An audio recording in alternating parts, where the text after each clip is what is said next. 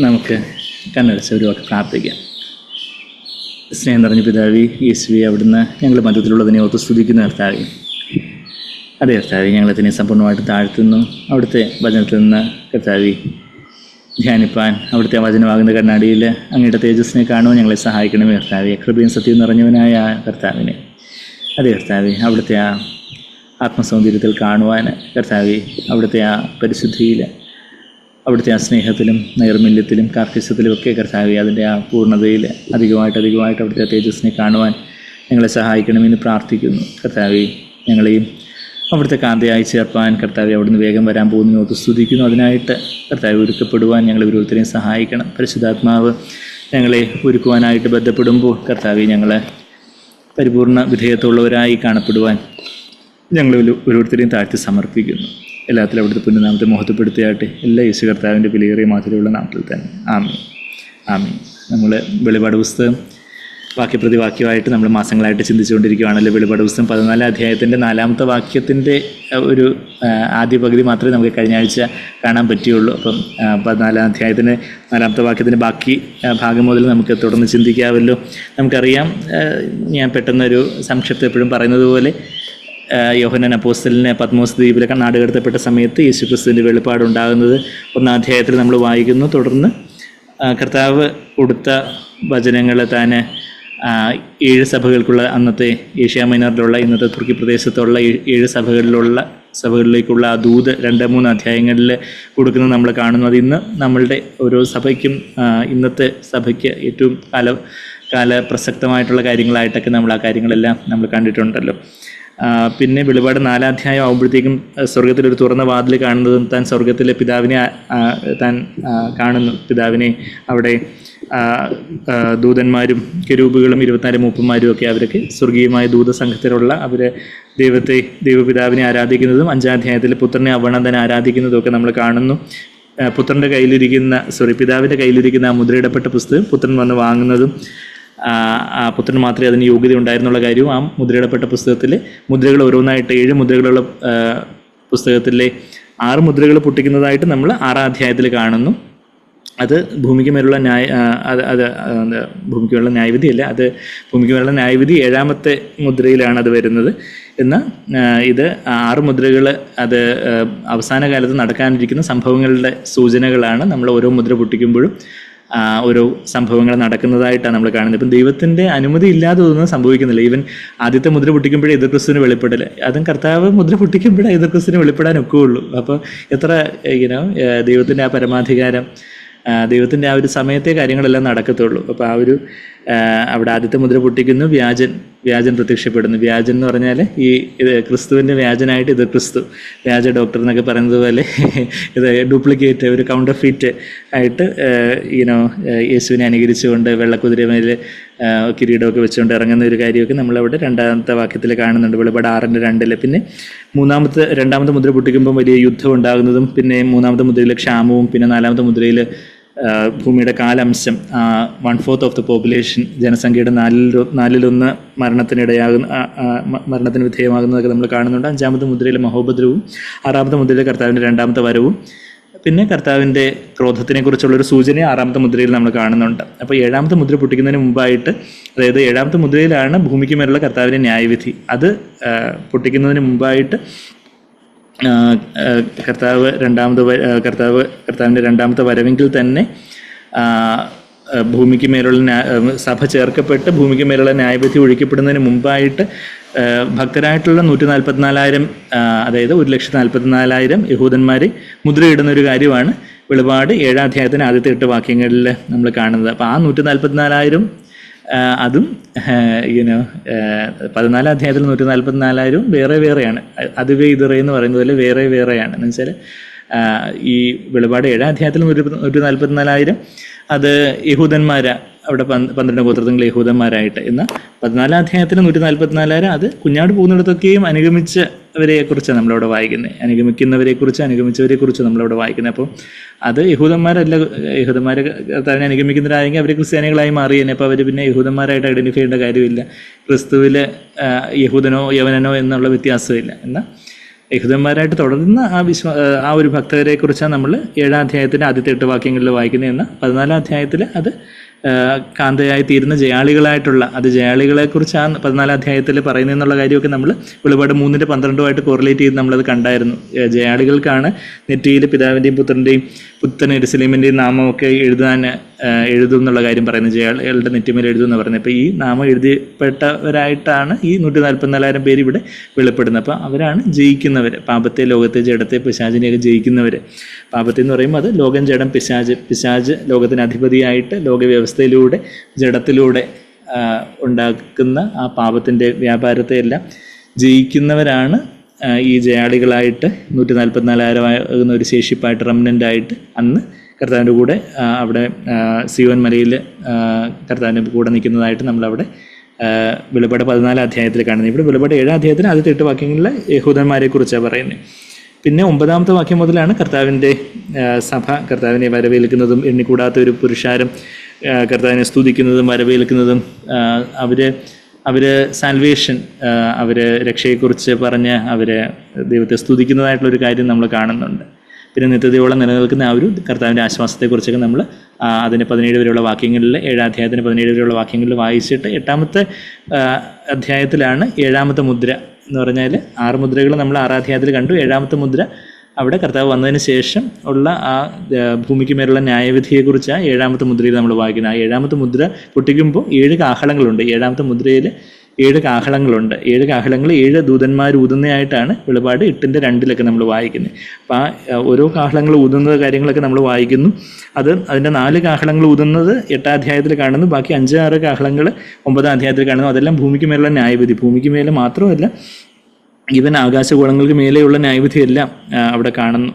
അവിടെ സൂര്യൻ്റെ ഒരു 1/3 ഭാഗം ഡാർക്ക് സ്ട്രക്ക് ആവുന്നതൊക്കെ 12-ാമത്തെ വാക്യം വെളിപാട് 8:12 4-ാമത്തെ ദൂതനോതി. അപ്പോൾ സൂര്യനിൽ 1/3 ചന്ദ്രനിൽ 1/3 നക്ഷത്രങ്ങളിൽ 1/3 ബാധ തട്ടിയതായിട്ടൊക്കെ നമ്മളവിടെ വായിക്കുന്നുണ്ട്. അപ്പോൾ അത് ഭൂമിക്ക് മേലുള്ള ന്യായവിധി എന്ന് പറയുമ്പോൾ മനുഷ്യരാശിക്ക് മേലുള്ള ന്യായവിധി, അത് ആകാശഗോളങ്ങളെ പോലും ആ ന്യായവിധിയുടെ പല ബൈഫർക്കേഷൻസ് അതിനെല്ലാം അഫക്റ്റ് ചെയ്യുന്നതായിട്ട് നമ്മളവിടെ കാണുന്നു.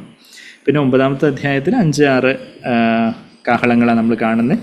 പിന്നെ 10-ാമത്തെ അധ്യായത്തിൽ ഒരു ദൂതൻ തുറന്ന മുദ്ര, ഈ മുദ്ര ഇടപെട്ട പുസ്തകമായിട്ടാണ് 5-ാം അധ്യായത്തിൽ നമ്മൾ കണ്ടെങ്കിൽ 10-ാം അധ്യായത്തേക്കും തുറന്ന പുസ്തകമായിട്ട് ഈ ദൂതൻ നിന്ന് ആണയിടുന്നു. ദൈവത്തിൻ്റെ പേര് വിളിച്ച് ആണയിടുക, ദൈവം അരുളി ചെയ്ത ദാസന്മാരായ പ്രവാചകന്മാർക്ക് അറിയിച്ചു കൊടുത്തതെല്ലാം നിവൃത്തിയാകുമെന്ന് 6-ാമത്തെ വാക്യം. വെളിപാട് 10:6-7 വാക്യങ്ങൾ, ഇംഗ്ലീഷിൽ 7-ാമത്തെ വാക്യം, മലയാളത്തിൽ 6-ാമത്തെ വാക്യത്തിൽ അതെല്ലാം നിവൃത്തിയാകും എന്നുള്ളൊരു കാര്യം അരുളി ചെയ്യുന്നു.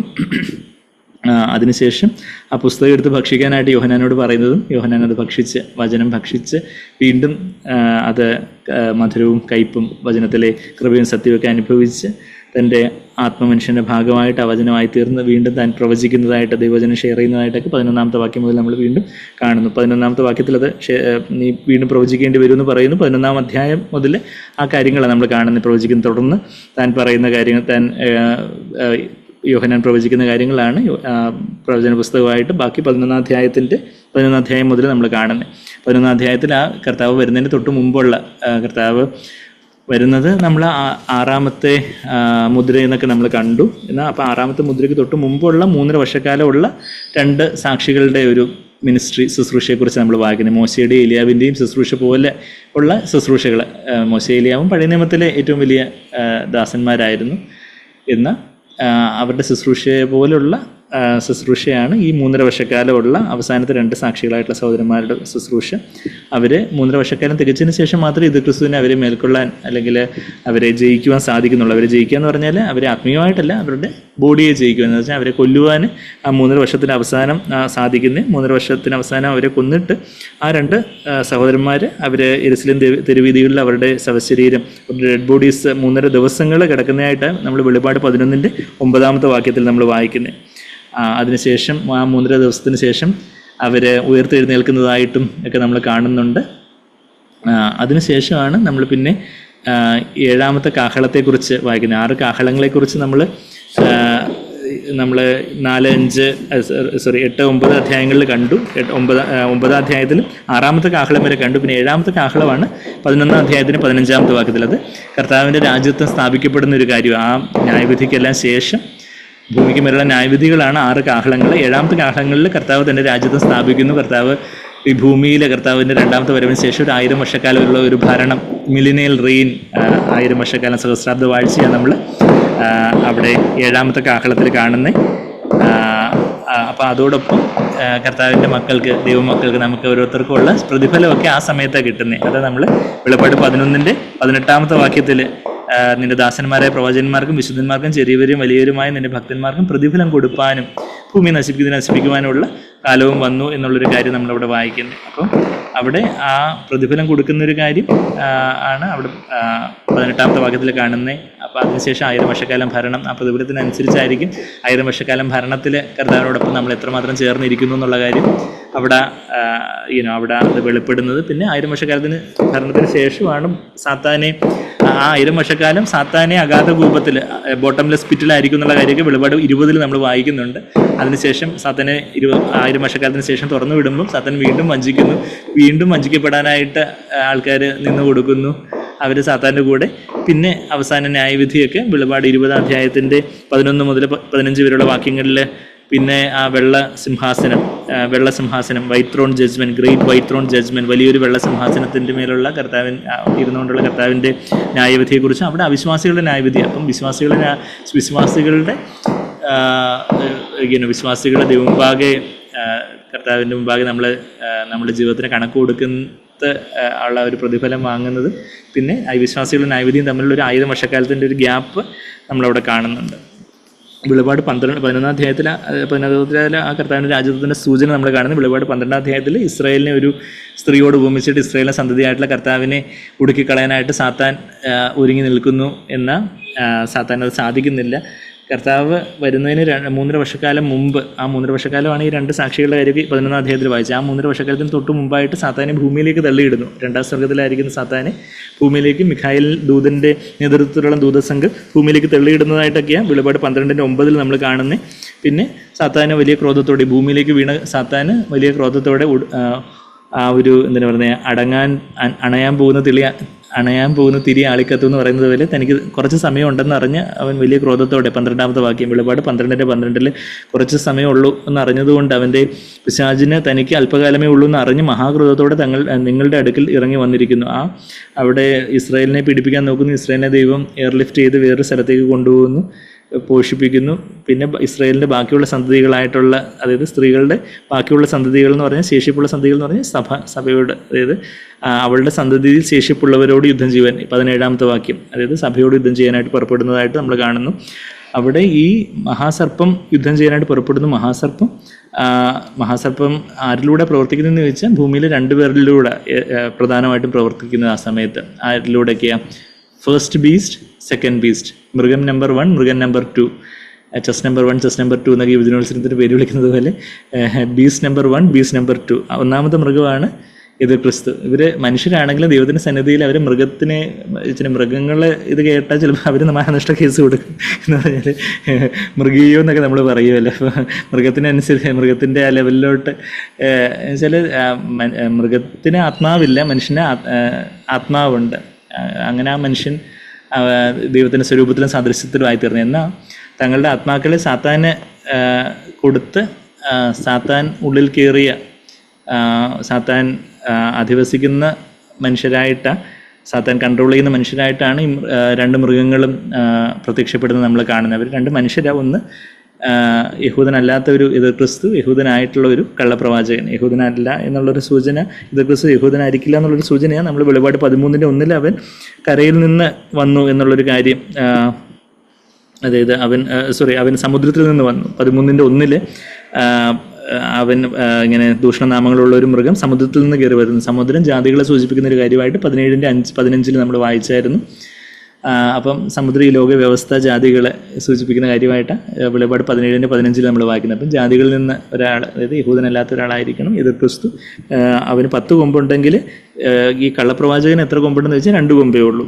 അത് 2 കൊമ്പെന്ന് പറയുമ്പോൾ കുഞ്ഞാടിനെ മിമിക് ചെയ്യാൻ വേണ്ടി മിമിക്രി എന്നൊക്കെ നമ്മൾ പറയത്തില്ല. മിമിക്രി എന്ന് പറഞ്ഞാൽ എന്താ, വേറൊരാളുടെ ശബ്ദം മിമിക് ചെയ്യുന്നു, വേറൊരാളുടെ എന്തെങ്കിലും ആംഗ്യ വിക്ഷേപങ്ങളെ മിമിക് ചെയ്യുന്നു എന്ന് പറഞ്ഞതുപോലെ യേശുവിനെ മിമിക് ചെയ്തുകൊണ്ട് ഒരു ഭക്തിയുടെ വേഷമൊക്കെ ധരിച്ചുകൊണ്ട് ഒരു റിലീജിയസ് വൈറ്റ് വാഷും കൊണ്ടാണ് ഈ കള്ളപ്രവാചകൻ രംഗപ്രവേശം ചെയ്യുന്നത്.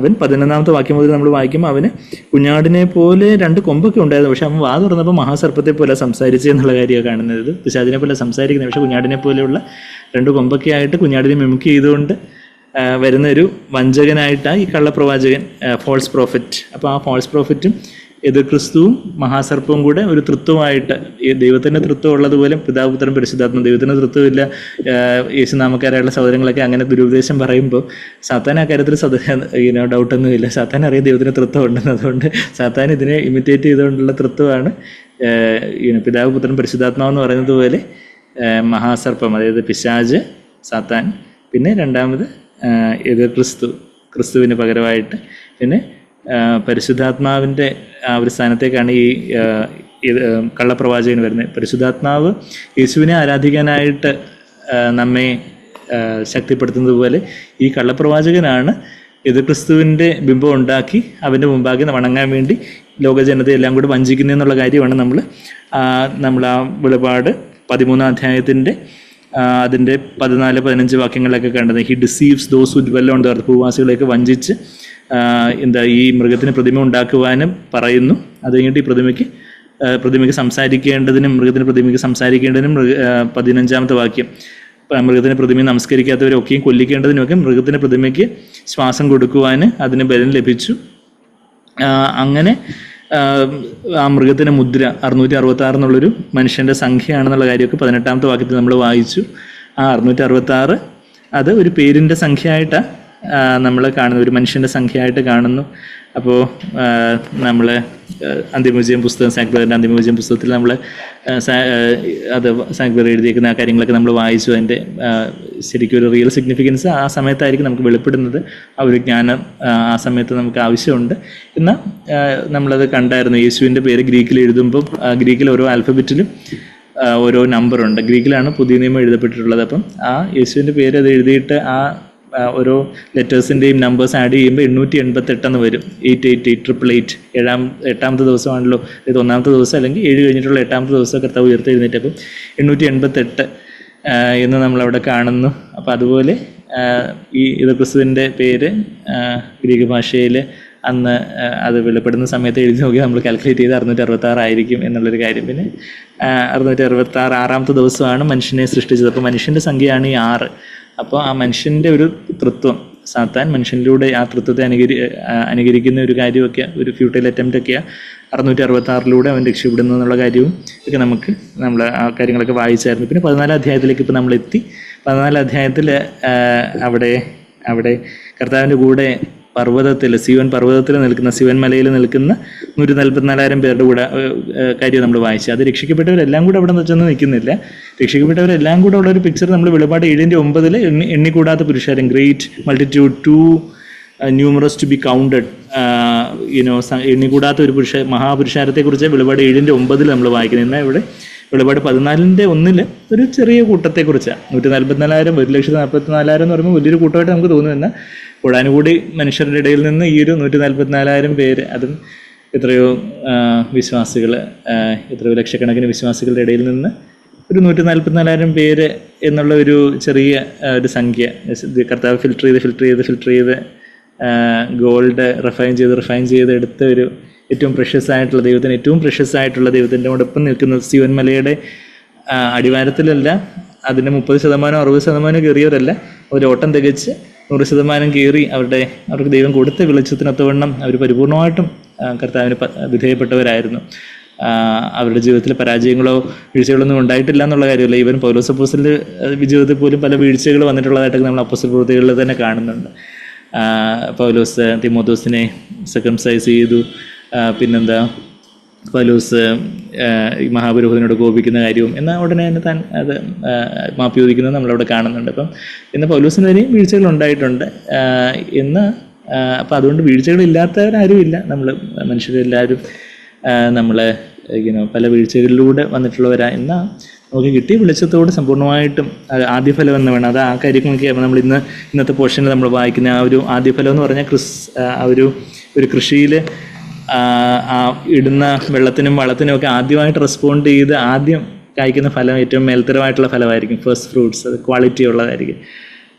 അത് അങ്ങനെയുള്ളവരാണ് ഈ 144 എന്ന് വെച്ചാൽ ദൈവത്തിൻ്റെ പരിശുദ്ധാത്മാവിൻ്റെ പ്രേരണകൾ വചനത്തിലൂടെ അത് ലഭിക്കുമ്പോൾ ഞാൻ ഇനിയിപ്പോൾ നാളെ സമർപ്പിക്കാൻ നോക്കാം, മറ്റന്നാൾ ഇനിയിപ്പോൾ കുറച്ചുകൂടെ കഴിഞ്ഞിട്ട് കുറച്ചുകൂടെ വയസ്സായിട്ടൊക്കെ ഇനി ഒന്ന് ക്രിസ്തീയ ജീവിതം സീരിയസ് ആയിട്ട് എടുക്കുക. ഇപ്പോൾ എനിക്ക് ഞാൻ വളരെ യങ് അല്ലേ, അപ്പോൾ അതുകൊണ്ട് അടിച്ചു പൊളിച്ച് എനിക്ക് തോന്നിയ കണക്കൊക്കെ ഇങ്ങനെ ഇരിക്കാം.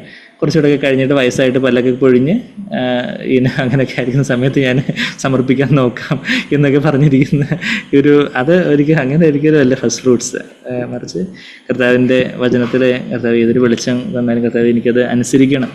ഒരുപക്ഷെ കർത്താവെ അത് എത്ര കർത്താവെ എൻ്റെ ഇഷ്ടത്തിന് വിരോധമായിട്ടുള്ള കാര്യമാണെങ്കിലും അവിടുത്തെ ഇഷ്ടത്തിനായിട്ട് അവിടുത്തെ വചനം അത് പരിപൂർണമായിട്ടും അനുസരിക്കാൻ ഞാൻ ആഗ്രഹിക്കുന്നു. കർത്താവെ അവിടുത്തെ ഇഷ്ടമാണ് ഏറ്റവും മേൽത്തരമായതെന്ന് പറഞ്ഞ് അവിടുത്തെ കർത്താവിൻ്റെ വചനത്തോട് പരിപൂർണമായിട്ടും വിധേയപ്പെടുന്നവരാണ് ഈ 144. അവരാണ് കർത്താവിൻ്റെ കൂടെ നിൽക്കുന്നവർ. അവരെക്കുറിച്ച് നമ്മൾ ഈ 14 അധ്യായത്തിൻ്റെ നമ്മൾ ആദ്യത്തെ 3-4 വാക്യങ്ങൾ കണ്ടായിരുന്നു. അവരുടെ നെറ്റിയിൽ ഈ പേര് എഴുതിയിരിക്കുന്നു. ആ 3:12 വെളിപാട് 3:12 ജയിക്കുന്നവർക്കാണ് ഈ പേര് എന്ന് പറഞ്ഞാൽ എന്താ, അവരുടെ നെറ്റിയിൽ പേര് എഴുതിയിരിക്കുന്നു പറഞ്ഞാൽ നമ്മുടെ നെറ്റിയിൽ എന്തെങ്കിലും എഴുതിയിട്ടുണ്ടെങ്കിൽ അത് കാണുന്നവർക്കെല്ലാം ആ നെറ്റിയിൽ എഴുതിയിരിക്കുന്നത് കാണാനൊക്കെ എന്ന് പറഞ്ഞ പോലെ നമ്മളെ കാണുന്നവർക്കെല്ലാം യേശുവിൻ്റെ പേരും പിതാവിൻ്റെ പേരും പുത്തൻ യെരൂശലേമിൻ്റെ പേരെന്ന് പറഞ്ഞാൽ സഭയുടെ പേരും ഒക്കെ ആ ഒരു പേരെന്ന് പറയുമ്പോൾ അത് സ്വഭാവത്തെ, പ്രകൃതത്തെ കുറിക്കുന്നൊരു കാര്യം. അപ്പം പിതാവിൻ്റെയും പുത്രൻ്റെയും സഭയാകുന്ന കാന്തയുടെയൊക്കെ ഒരു ആണ് അവരുടെ ജീവിതത്തിലൂടെ വെളിപ്പെട്ടത്. സാത്താന് ഇത് ക്രിസ്തു തന്നെ അനുഗമിക്കുന്നവർക്ക് ഒന്നുകിൽ നെറ്റിയിൽ അല്ലെങ്കിൽ വലം കൈയിലോ മുദ്രയേൽക്കാനുള്ള ഓപ്ഷൻ നൽകിയിട്ടുണ്ടായിരുന്നു. 2 ഓപ്ഷൻസ് വേദ, A ഓപ്ഷൻ, B ഓപ്ഷൻ. പക്ഷേ ഇവിടെ ഓരോ ഓപ്ഷനേ ഉള്ളൂ, നെറ്റി മാത്രമേ ഇവർക്ക് ഉള്ള ഓപ്ഷനേ ഉള്ളൂ. അത് ആരും കാണാതെ ഒരു ക്രിസ്ത്യാനിയായിട്ടിരിക്കാനല്ല, മറിച്ച് മലമേൽ വെച്ചിരിക്കുന്ന പട്ടണം മറഞ്ഞിരിക്കുകയില്ല. അത് ആ മലമേൽ വെച്ചിരിക്കുന്ന പട്ടണമാണ് പുത്തൻ യെരൂശലേം ആകുന്ന പട്ടണം. ആ പുത്തൻ യെരൂശലേമിനെ കുറിച്ച് നമ്മൾ വായിക്കുമ്പോൾ മലമേൽ വെച്ചിരിക്കുന്ന പട്ടണം മറിഞ്ഞിരിക്കുന്നത് നമ്മൾ മത്തായി 5 വായിക്കുന്നത്. പുത്തൻ യെരൂശലേമിനെ കുറിച്ച് നമ്മൾ വായിക്കുമ്പോൾ, സഭയെക്കുറിച്ച് വായിക്കുമ്പം അത് ഒരു മലമേൽ വന്ന് ഇറങ്ങി വരുന്നതായിട്ട് നമ്മൾ കാണുന്നതായിട്ടാണ്. നമ്മൾ വെളിപാട് 21:10 വായിക്കുവാണെങ്കിൽ അവൻ എന്നെ ആത്മവിവശതയിൽ ഉയർന്നൊരു വൻമലയിൽ കൊണ്ടുപോയി യെരൂശലേം എന്ന വിശുദ്ധ നഗരം സ്വർഗത്തിൽ നിന്ന് ദൈവസന്നിധിയിൽ നിന്ന് ദൈവ തേജസ്സുള്ളവളായി ഇറങ്ങുന്നത് കാണിച്ചിരുന്നു. ഈ ഒരു വൻമലയിലേക്ക് വന്ന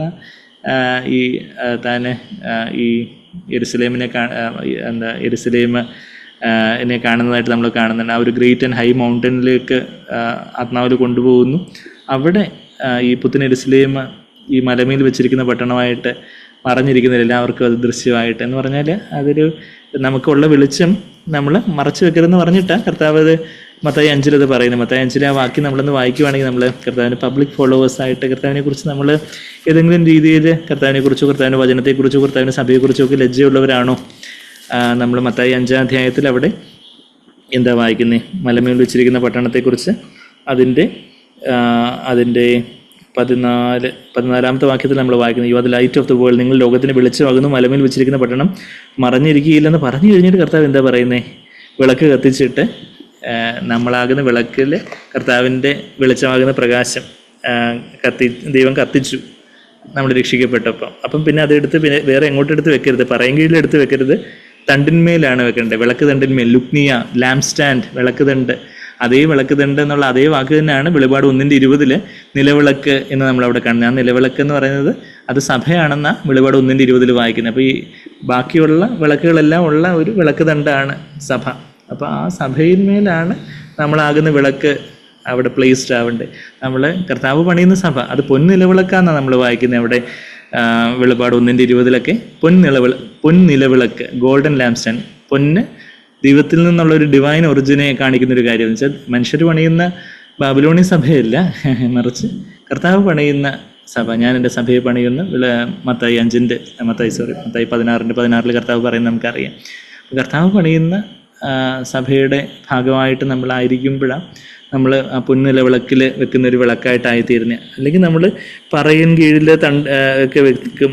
പറയും കീഴിൽ വെച്ച് ആർക്കും വെളിച്ചം കിട്ടത്തില്ല. ഈ വിളക്ക് തണ്ടിന്മേൽ വെക്കുമ്പോഴാണ് വീട്ടിലുള്ള എല്ലാവർക്കും അത് വെളിച്ചം നൽകുന്നത്. പറയും കീഴിൽ വെക്കുന്നവരുണ്ട്, ചിലർ പാത്രത്തിൻ്റെ അടിയിൽ വെക്കും, ചിലർ നിലവറയിലൊക്കെ വെക്കും. പല പല ഇടത്ത് ഈ വിളക്ക് കൊണ്ട് വെക്കുന്ന കാര്യമൊക്കെ നമ്മൾ വായിക്കുന്നത്. എന്നാൽ വെച്ചാൽ അത് നമ്മൾ ഇവിടെ അത് എന്താ വായിക്കുന്നത്, പറയും കീഴിൽ വെക്കുന്ന ഒരു കാര്യമാണ് നമ്മൾ വായിക്കുന്നത്. മോഡിയോസ് എന്ന് പറഞ്ഞൊരു പദമാണ് നമ്മളിവിടെ വായിക്കുന്നത്. അതായത് ബാസ്ക്കറ്റ്, മോഡിയോസ്, ഒരു ബാസ്ക്കറ്റ് എന്ന് പറഞ്ഞാൽ അളവ് പാത്രം. അപ്പോൾ അളവ് പാത്രം എന്ന് പറഞ്ഞാൽ നമ്മളുടെ ബിസിനസ്, പ്രൊഫഷൻ, അതൊക്കെ അതിനോടൊക്കെ ബന്ധപ്പെട്ട കാര്യമാണ് അളവ് പാത്രം എന്ന് പറയുന്നത്. അപ്പോൾ നമ്മുടെ പ്രൊഫഷൻ, നമ്മളുടെ ജോലി, പഠിത്തം, അതൊക്കെ നമ്മളുടെ വെളിച്ചത്തെ നമുക്ക് കൂട്ടായ്മയ്ക്ക് പോകാൻ സമയമില്ല, നമുക്ക് മീറ്റിംഗ് അറ്റൻഡ് ചെയ്യാൻ സമയമില്ല, നമുക്ക് പഠിത്തം അല്ലെങ്കിൽ ജോലി, കൂടുതൽ പൈസ ഉണ്ടാക്കണം. അതുകൊണ്ട് കർത്താവിൻ്റെ വചനത്തിനും കൂട്ടായ്മയ്ക്കൊന്നും സമയമില്ല എന്നുള്ളതാണെങ്കിൽ നമ്മൾ ഈ പറയും കീഴിൽ വിളക്ക് എടുത്ത് വെച്ച് പാത്ത് വെച്ചേക്കുന്നവണൊക്കെ തുല്യമാണ്. പിന്നെന്താ, പിന്നെ വേറെ എവിടെയൊക്കെയാണ് വെക്കുന്നത്? ചിലർ നമ്മൾ ലൂക്കോസ് 8-ാം അധ്യായത്തിൽ, മർക്കോസ് 4-ലും അത് വായിക്കുന്നുണ്ട്. മർക്കോസ് 4-ൽ ഇതേ വാക്യം മർക്കോസ് 4-ന്റെ 21 വായിക്കുമ്പോൾ അവിടെ നമ്മളെന്താ വായിക്കുന്നത്? പറയും കീഴിലോ, അവിടെ ബാസ്ക്കറ്റ് എന്ന് പറഞ്ഞിട്ടുണ്ട്. പിന്നെ അല്ലെങ്കിൽ കട്ടിലിൻ്റെ കീഴിൽ, കട്ടിൽ എന്ന് പറയുമ്പോൾ ഒരു സുഖസുഷുപ്തി, സുഖഭോഗങ്ങൾ, ലൗകികമായിട്ടുള്ള കാര്യങ്ങൾ, ജഡമോഹങ്ങളും ലൗകികമായിട്ടുള്ള സുഖസൗകര്യങ്ങളും അങ്ങനെയുള്ള കാര്യങ്ങളെല്ലാം നമ്മളുടെ ആത്മീയ ജീവനെ ഞങ്ങൾക്ക് എടുത്തിക്കളയാൻ തക്കവണ്ണം കട്ടിലിൻ്റെ കീഴിൽ കൊണ്ടുപോയി ഈ കർത്താവിൻ്റെ വെളിച്ചമൊക്കെ അവിടെ കൊണ്ടുപോയി പാത്ത് വെക്കും. ആരും കാണണ്ട, എനിക്ക് കട്ടിലേക്ക് കിടക്കുന്നതാണ് പ്രധാനം. നമ്മളങ്ങ് സുഖസുഷുപ്തിയിൽ, വളരെ സുഖലോലുപതയിൽ, അങ്ങ് ലൗകികതയിലോട്ട് പോകുന്ന ഒരു കാര്യം, ലോകത്തിനോട് ഒത്ത വിഷം കെട്ടി. അതാ മർക്കോസ് 4-ന്റെ 21 കട്ടിലിൻ്റെ കീഴിൽ വിളക്ക് കൊണ്ടുപോയി വെക്കുന്നവരുണ്ട്. പിന്നെ ലൂക്കോസ് 8-ലേക്ക് വരുമ്പോൾ വേറെ ചിലർ എവിടെ കൊണ്ടുവെക്കുമെന്ന് വെച്ചാൽ, എവിടെ? ലൂക്കോസ് 8-ാം അധ്യായത്തിൽ അവിടെ പാത്രം കൊണ്ട് മൂടും ചിലർ. 16-ാമത്തെ വാക്യം, ലൂക്കോസ് 8-ന്റെ 16 പാത്രം കൊണ്ട് മൂടും. കണ്ടെയ്നർ എന്ന് വെച്ചാൽ ഭക്ഷണം, പുതിയ ഭക്ഷണപ്രിയം, അങ്ങനെയുള്ള ആ കാര്യങ്ങളൊക്കെ കർത്താവ് പറയുന്ന അച്ചടക്കമൊന്നും വേണ്ട, എനിക്കിഷ്ടമുള്ളത് ഞാൻ കഴിക്കും, ഞാൻ ആ കണ്ടെയ്നർ, അത് അവർക്ക് പാത്രം, അതുകൊണ്ട് ഈ വെളിച്ചമൊക്കെ അങ്ങ് മൂടും. പിന്നെ കട്ടിലിൻ്റെ കീഴിൻ്റെ കാര്യം വീണ്ടും പറയുന്നുണ്ട്. പിന്നെ ലൂക്കോസ് 11-ലേക്ക് പോകുമ്പോൾ എന്താ വായിക്കുന്നത്?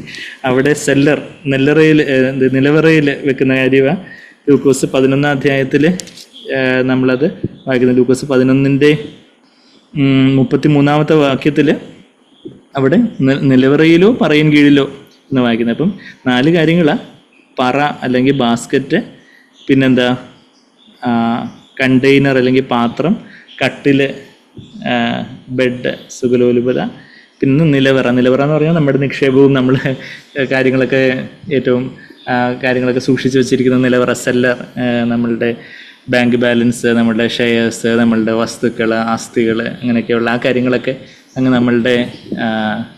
നമ്മളുടെ വെളിച്ചത്തെ അങ്ങ് മൂടിക്കളയുന്ന രീതിയിൽ.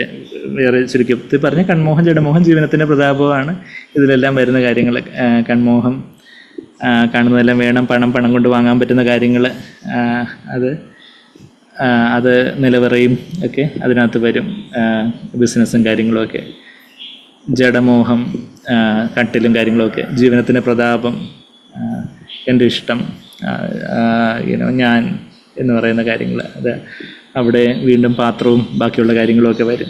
അപ്പോൾ ഇങ്ങനെയുള്ള കാര്യങ്ങളൊക്കെ അങ്ങനെയൊക്കെയുള്ള മുള്ളുകളൊക്കെ വന്ന് വചനത്തെ ഞെരുക്കി കളഞ്ഞ് അങ്ങനെ അങ്ങ് പോകാനൊരു സാധ്യതയുണ്ട്. എന്നാൽ ഈ 144,000 പേര് അവർ പറയും കീഴിലോ, കട്ടിലിൻ്റെ കീഴിലോ, നിലവറയിലോ, പാത്രത്തിൻ്റെ കീഴിലോ ഒന്നും വെച്ചില്ല. അവരെന്ത് ചെയ്തു?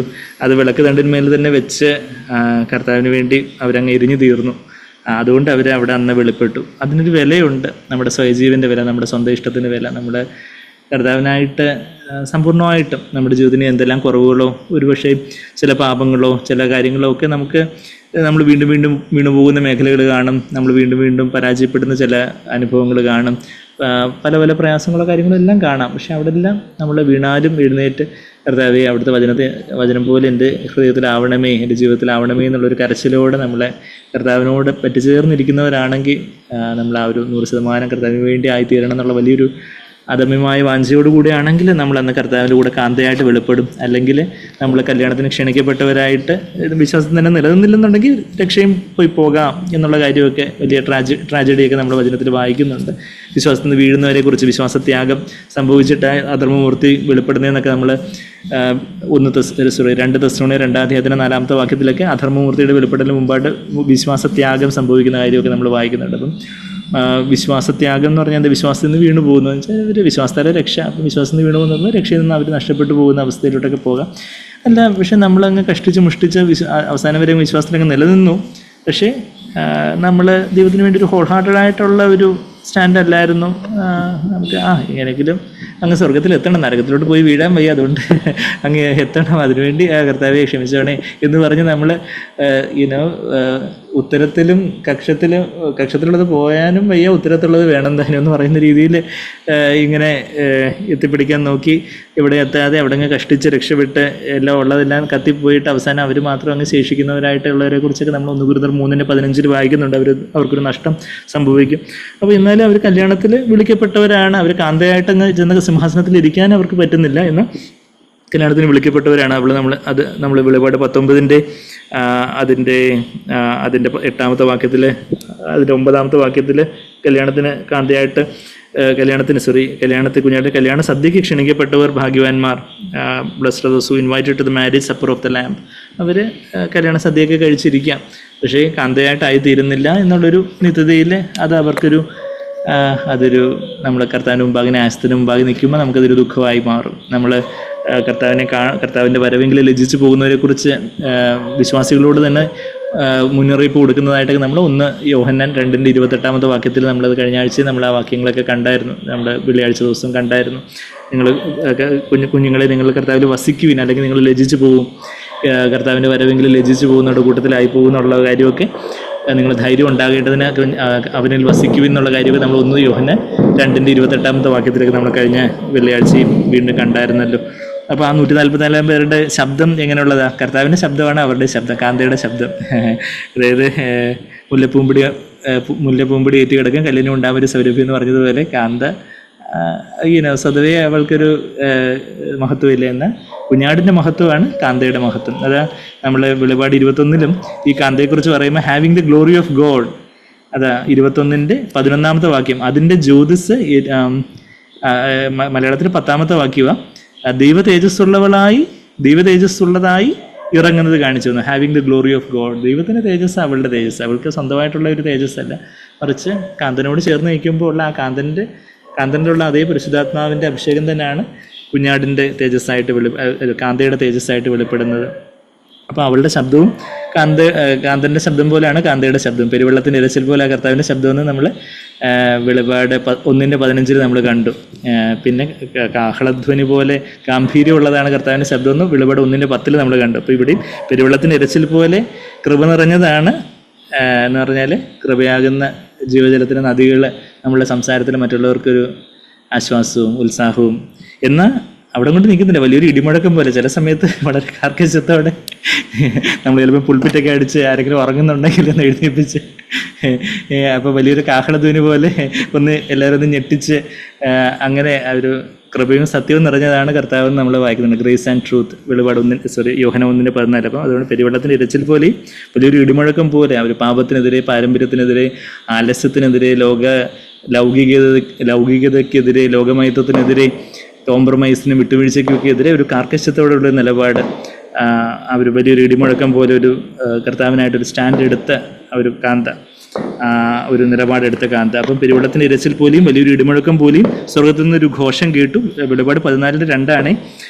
അപ്പം അവളുടെ ശബ്ദം അതുപോലെ, അവളുടെ ശബ്ദം അതൊരു പാട്ടുപോലായിരുന്നു. അതുപോലെ അതൊരു മാധുര്യം നൽകുന്ന, അതൊരു ആശ്വാസം നൽകുന്ന, നമുക്കൊരു പാട്ട് കേൾക്കുമ്പോൾ ഒരു മനസ്സിന് റിലാക്സേഷനാണ്, എൻ്റർടൈൻമെൻറ്റാണ് നമ്മൾ പറയുന്നത് പോലെ അവളുടെ ശബ്ദം എന്താ, ഞാൻ കേട്ട ഘോഷം വൈണികന്മാർ വീണമിട്ടുന്നത് പോലെയായിരുന്നു. ഒരു സ്വരലയം മാതിരി, അതൊരു കാക്കക്കൂട്ടിൽ കല്ലെറിയുന്നത് പോലെയോ അല്ലെങ്കിൽ ഈ മുഴങ്ങുന്ന ചേമ്പിലെ ചിലങ്ങുന്ന കൈത്താളം പോലെ സ്നേഹമില്ലാത്തവരുടെ ശബ്ദം അതുപോലെ ആയിരിക്കും എന്നൊക്കെ നമ്മൾ 1 കൊരിന്ത്യർ 13 വായിക്കുന്നുണ്ടല്ലോ.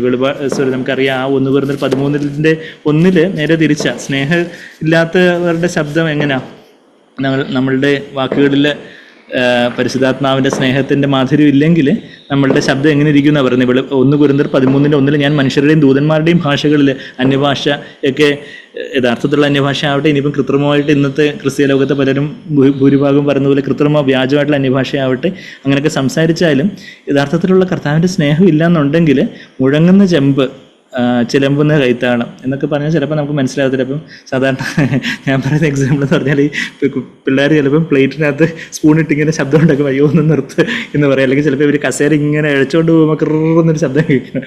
അതുപോലെ അരോചകമായൊരു ശബ്ദമായിരിക്കും സ്നേഹമില്ലാത്തവരുടെ ശബ്ദം. എന്നാൽ കർത്താവിൻ്റെ സ്നേഹത്താൽ പരിശുദ്ധാത്മാ നിറഞ്ഞവരുടെ ശബ്ദം വൈണികന്മാർ വീണു വിട്ടുന്നതുപോലെ ഒരു മാധുര്യമുള്ള, അത് സ്വർഗീയ പിതാവിൻ്റെ കാതുകളിൽ, യേശുവിൻ്റെ കാന്തൻ്റെ കാതുകളിൽ ഏറ്റവും മാധുര്യമേറുന്നൊരു ശബ്ദമായിട്ട്, നിൻ്റെ ശബ്ദം കേൾക്കുവാൻ മാധുര്യമുള്ളതെന്ന് ഇവിടെ നമ്മൾ വായിക്കുന്നത്, ഉത്തമഗീതത്തിൽ വായിക്കുന്നുണ്ട്. ആ കാന്തയുടെ ശബ്ദം ഇപ്പം നമ്മൾ വെളിപാട് 14:2 നമ്മളിപ്പം വായിച്ചു. ഉത്തമഗീതത്തിലേക്കൊന്ന് പോവുകയാണെങ്കിൽ അവിടെ കാന്തയുടെ ശബ്ദം, കർത്താവിനോടുള്ള സ്നേഹത്തിൽ നമ്മൾ പറയുന്ന വാക്കുകൾ, കർത്താവേ ഞാൻ അങ്ങയുടേതാണ്, ഞാൻ എന്നെ തന്നെ അങ്ങേക്കായിട്ട് സമർപ്പിക്കുന്നു, നമ്മുടെ ഹൃദയത്തിൻ്റെ ഭാഷയിൽ നാം കർത്താവിനോട് പറയുന്ന കാര്യങ്ങളൊക്കെ ഉത്തമഗീതത്തിലേക്ക് നമ്മളൊന്ന് വരുവാണെങ്കിൽ ഉത്തമഗീതം 2:14 ഈ കാന്തയുടെ ശബ്ദത്തെക്കുറിച്ച് എന്താ പറയുന്നത്? പാറയുടെ പിളർപ്പിലും കടുംതൂക്കിൻ്റെ മറവിലും ഇരിക്കുന്ന എൻ്റെ പ്രാവേ. പാറയുടെ പിളർപ്പ് പിളർന്ന ഒരു പാറയാകുന്ന കർത്താവിലാണ് നമ്മളായിരിക്കുന്നത്. കടുംതൂക്കിൻ്റെ മറവിൽ ഈ സിയോൻ മലയിലേക്കുള്ള ഒരു സ്റ്റീപ്പ് മൗണ്ടനാണ്. അപ്പം ഈ കാന്ത ഈ മല കയറുന്ന പ്രോസസ്സിലാണ്. അതിൻ്റെ ഒരു മറവിൽ എന്ന് പറഞ്ഞാൽ അവളുടെ പ്രാർത്ഥന മറ്റുള്ളവരെ കാണിക്കാൻ വേണ്ടിയല്ല. ബാക്കി എന്താണ് പറഞ്ഞാൽ, അവള് കതകടച്ച് വാതിലൊക്കെ അടച്ച് അകത്തെ മുറിയിൽ ചെന്ന് പിതാവിനോട് രഹസ്യത്തിൽ പ്രാർത്ഥിക്കുമ്പോൾ പ്രാർത്ഥന കേൾക്കുന്ന വെളിപാട് മത്തായി 6:6 നമുക്കറിയാം. അപ്പം അതുപോലെ ആ മറവിൽ കർത്താവിനോടുള്ള രഹസ്യത്തിലുള്ള ആ ഒരു സ്നേഹവും ഡിവോഷനും, അങ്ങനെ കടുംതൂക്കിൻ്റെ മറവിലിരിക്കുന്ന എൻ്റെ പ്രാവേ, ആ പ്രാവ് അത് സമാധാനത്തിൻ്റെ പ്രതിരൂപമായിട്ട് പ്രാവിൻ്റെ രൂപത്തിലാണ് പരിശുദ്ധാത്മാവ് കർത്താവിൻ്റെ മേൽ വന്നിറങ്ങിയതായിട്ട് നമ്മൾ മത്തായി 3-ലും ലൂക്കോസ് 3-ലും ഒക്കെ നമ്മൾ വായിക്കുന്നുണ്ട്. പ്രാവാണ് ഒരു ഒലിവിലയായിട്ട് നോഹ പ്രാവിനെ അയക്കുമ്പോഴാണ് ഒലിവിലയായിട്ട് പ്രാവ് അതൊരു ജീവൻ്റെയും തുടുപ്പിൻ്റെയും ഒരു ഫ്രഷ്നെസ്സിൻ്റെയും സമാധാനത്തിൻ്റെയൊക്കെ ഒരു പ്രതീകമായിട്ട് പ്രാവ് ഒലിവില കൊണ്ടുവരുന്നതായിട്ടൊക്കെ നമ്മളവിടെ ഉൽപ്പത്തി പുസ്തകത്തിൽ നമ്മൾ വായിക്കുന്നത്. അപ്പം ആ പ്രാവിനോട് ഉപയോഗിച്ചിരിക്കുകയാണ്. പ്രാവ് ഒരു സമാധാനമുള്ള പക്ഷിയാണ്. എന്തെങ്കിലുമൊക്കെ ശബ്ദം കേൾക്കുമ്പോൾ പെട്ടെന്ന് പ്രാവം ഓടിപ്പോവും എന്നുള്ള കാര്യമൊക്കെ നമ്മൾ സാഗ്നറൊക്കെ എക്സാമ്പിളൊക്കെ പറയുന്നത് നമ്മൾ കേട്ടിട്ടുണ്ടായിരിക്കും. ഏതോ ഒരു ഇംഗ്ലണ്ടിലെ കണ്ടുള്ള ഏതോ കപ്പിൾ അവരുടെ വീട്ടിലെ പ്രാവ് വന്ന് കൂടുകൂട്ടി. അപ്പോൾ എന്തെങ്കിലും ഒരു ശബ്ദം ഒന്ന് ഉറക്കെ സംസാരിക്കുകയോ ഒന്ന് കഥവോ ജനലോ ഒന്ന് ആഞ്ഞടിക്കുകയോ ചെയ്താൽ പ്രാവ് പെട്ടെന്ന് പറന്നു പോകും. അപ്പം ആ സഹോദരനോട് ദൈവം സംസാരിച്ചു, ഇതുപോലെയാണ് പരിശുദ്ധാത്മാവിൻ്റെ സാന്നിധ്യം.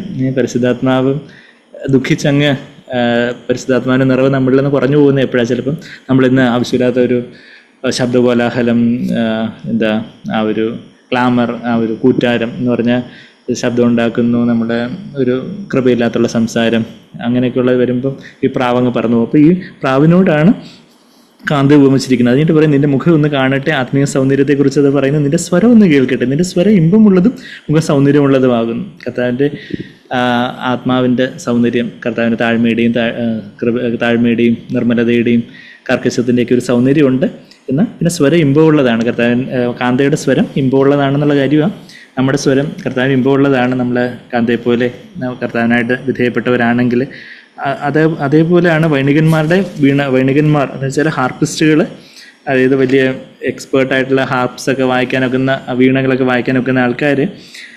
ഇപ്പം നമ്മളാരെങ്കിലും വീണ വായിച്ചാലോ കീബോർഡ് വായിച്ചാലോ ചിലപ്പോൾ ബാക്കിയുള്ളവർ ഇറങ്ങി ഓടും. എന്നാൽ ഇത് അറിയാവുന്ന ആൾക്കാരെ വായിച്ചാൽ കേട്ടിരുന്നു പോകും എന്ന് പറയുന്നത് പോലെ ഇത് ആരെങ്കിലും വീണ വായിക്കുന്നത് പോലെയല്ല. നമ്മൾ വെളിപാട് 14:2 ഒരു വൈണികന്മാർ, അതിൻ്റെ എക്സ്പേർട്സ്, അതിനെ അറിയാവുന്നവർ വീണ വായിക്കുന്നത് പോലെ എന്ന് പറയുന്നതുപോലെ ഹാർപ്പിസ്റ്റുകൾ വീണ വായിക്കുന്നത് പോലെ ആയിരുന്നു എന്നുള്ള കാര്യം വായിക്കുന്നു. അത് കഴിഞ്ഞിട്ട് അവർ സിംഹാസനം 4 ജീവികൾക്കും മൂപ്പന്മാർക്കും മുമ്പാകെ, ആ 4 ജീവികളും മൂപ്പന്മാരും ഒക്കെ നമ്മളത് വെളിപാട് 4-ാം അധ്യായത്തിൽ കണ്ടതാണ്. അവർക്ക് സ്വർഗീയ ദൂതസംഘത്തിലെ ഓരോരോ പൊസിഷൻസിലുള്ളവർ, ദൈവത്തിലേക്കുള്ള ആരാധന ലീഡ് ചെയ്യുന്ന ആത്മീയ ജീവികളായിട്ട്, നമ്മൾ സ്പിരിച്വൽ ബീയിങ്സ് ആയിട്ടൊക്കെ നമ്മളവരെ കണ്ടു. അവർ ദൈവത്തിൻ്റെ ദൂതസംഘത്തിലുള്ളവരാണെന്നുള്ള കാര്യമൊക്കെ നമ്മൾ കണ്ടായിരുന്നു.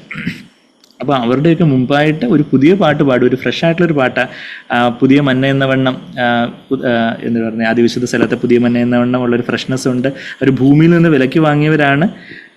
അവർ ഭൂമിയെയും ഭൗമിക വസ്തുക്കൾ, ഈ ലോകത്തിൻ്റെതായിട്ടുള്ള വീടോ കാറോ അല്ലെങ്കിൽ ഈ ലോകത്തിന് വിലപിടിപ്പുള്ളതായിട്ടുള്ള ആസ്തികളും പണവും അങ്ങനെയൊക്കെയുള്ള കാര്യങ്ങളോടൊന്നും ഒരു അറ്റാച്ച്മെൻ്റ് ഇല്ലാതെ എല്ലാം കർത്താവിനെന്ന വണ്ണം എല്ലാം കർത്താവിനായിട്ട് സമർപ്പിച്ചവരായിരുന്നു.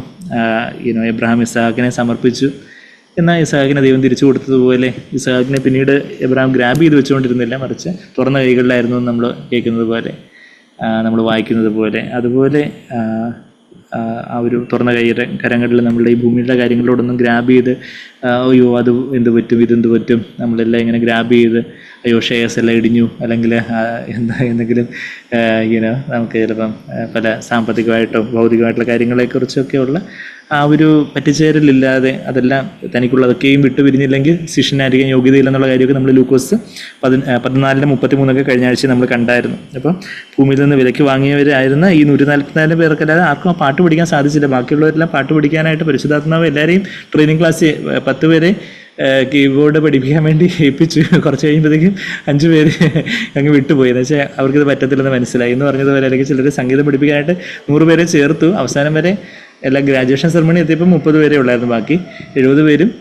വിട്ടു കളഞ്ഞിട്ട് പോയി എന്ന് പറഞ്ഞതുപോലെ പരിശുദ്ധാത്മാവ് നമ്മളെ ആ ഒരു കർത്താവിൻ്റെ പാട്ട് പഠിപ്പിക്കാനായിട്ട് നമ്മൾ രക്ഷിക്കപ്പെട്ട നാൾ മുതലേ ശ്രമിക്കുക.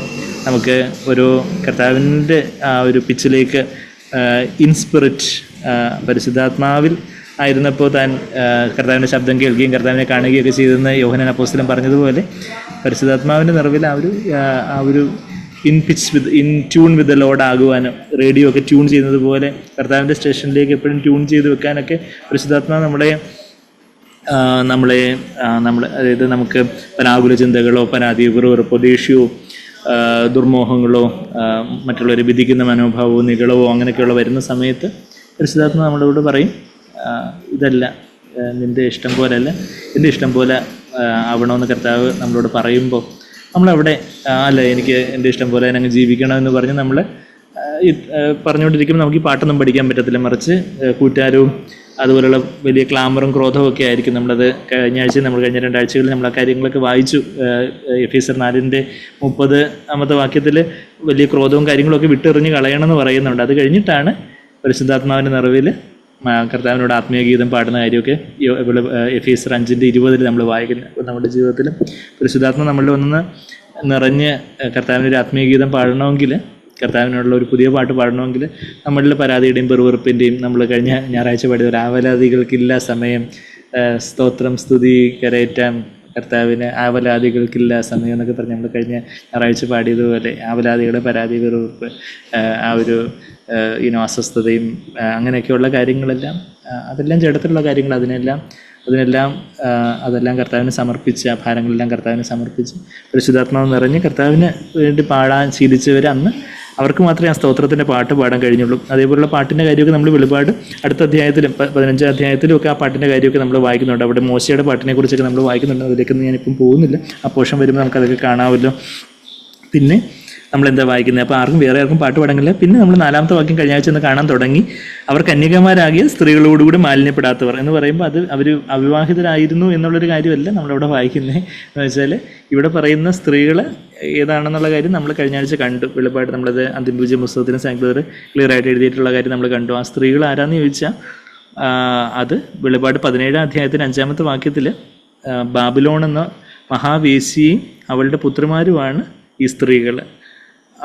അത് ആ മഹാവേശിയാകുന്ന ബാബിലോൺ എന്ന് പറയുന്നത് അതൊരു വ്യാജസഭ, കർത്താവിൻ്റെ പേരെടുത്തും കൊണ്ട് ലോകത്തിൻ്റെ കൂടെ, ലോകമാകുന്ന ജാരൻ്റെ കൂടെ കറങ്ങി നടക്കുന്ന മഹാവേശിയായിട്ടുള്ള ബാബിലോൺ, അതായത് കർത്താവിൻ്റെ പേരെടുത്തുകൊണ്ട് ഉള്ള വ്യാജമായിട്ടുള്ള ക്രിസ്തീയ സഭകൾ.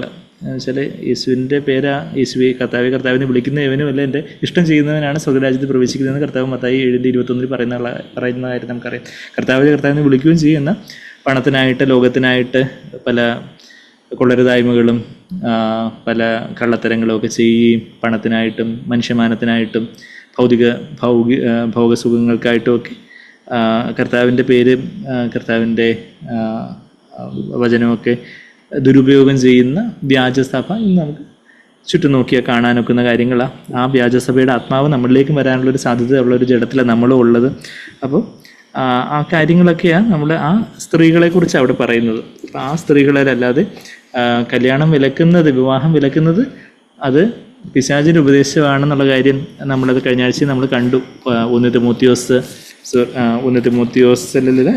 അതെ 1 തിമോത്തിയോസ് 4-ാം അധ്യായത്തിൽ അവസാന കാലത്ത് ഭോഷ്ക് പറയുന്നവരുടെ കപടത്താൽ വ്യാജ ആത്മാക്കളെയും ഭൂതങ്ങളുടെ ഉപദേശങ്ങളെയും ആശ്രയിച്ചെന്നുള്ളൊരു കാര്യം നമ്മളവിടെ വായിക്കുന്നുണ്ട്. 1 തിമോത്തിയോസ് 4:1 ഭാവി കാലത്ത് ഇൻ ദ ലേറ്റർ ടൈംസ്, അതായത് അവസാന കാലത്ത്, ഒന്നാം നൂറ്റാണ്ടിൽ ഭാവി കാലത്ത് എന്ന് പറയുമ്പോൾ പിന്നീടുള്ള കാലത്ത്, അവസാന കാലത്ത് എന്നല്ല, പിന്നീടുള്ള കാലത്ത് ചിലർ വ്യാജാത്മാക്കളെയും ഭൂതങ്ങളുടെ ഉപദേശങ്ങളെയും ആശ്രയിച്ച് ഭോഷ്ക് പറയുന്നവരുടെ കപടത്താൽ വിശ്വാസം ത്യജിക്കും. ഈ ഭൂതങ്ങളുടെ ഉപദേശം എന്താണെന്ന് ചോദിച്ചാൽ താഴോട്ട് വരുമ്പം അവർ ചില ആഹാരങ്ങൾ വിലക്കുന്നു, ദൈവം സൃഷ്ടിച്ച ഭോജ്യങ്ങളെ വർജിക്കണം എന്നുള്ള കാര്യമൊക്കെ പറയുന്നു. ഇപ്പം നോൺ വെജ് കഴിക്കരുത് എന്നൊക്കെ ഉള്ളതൊന്നും ദൈവവചനത്തിൽ പറഞ്ഞിട്ടുള്ള കാര്യമല്ല. അത് ചിലർക്ക് കഴിക്കാനും ഇഷ്ടമല്ലെങ്കിൽ കഴിക്കേണ്ട, അത് അവരുടെ പ്രിഫറൻസ് അത്രയേ ഉള്ളൂ. അല്ലാതെ നമ്മൾ അപ്പം അങ്ങനെയുള്ളത് വർജിക്കണം, അങ്ങനെയുള്ള ഒരു കൽപ്പനകൾ. പിന്നെന്താ പറയുന്നത്? വിവാഹം വിലക്കുന്നു. അതാ നമ്മൾ അത് 2-ാമത്തെ വാക്യത്തിൽ അവർ സ്വന്തം മനസാക്ഷിയിൽ ചൂടുവെച്ചവരായെന്ന് പറഞ്ഞാൽ അതുപോലെ മനസാക്ഷി കഠിനപ്പെടുത്തിയവരായി. Conscience as with a branding iron എന്നൊക്കെയാണ് നമ്മൾ seared the conscience with a branding iron. അതുപോലെ മനസാക്ഷി കല്ലിച്ച മനസാക്ഷിയോട് വിവാഹം വിലക്കുന്നൊരു കാര്യം നമ്മൾ ഇന്ന് ക്രിസ്തീവ് എന്ന് പറയുന്ന പല സഭകളിൽ നമ്മൾ കാണുന്നുണ്ട്.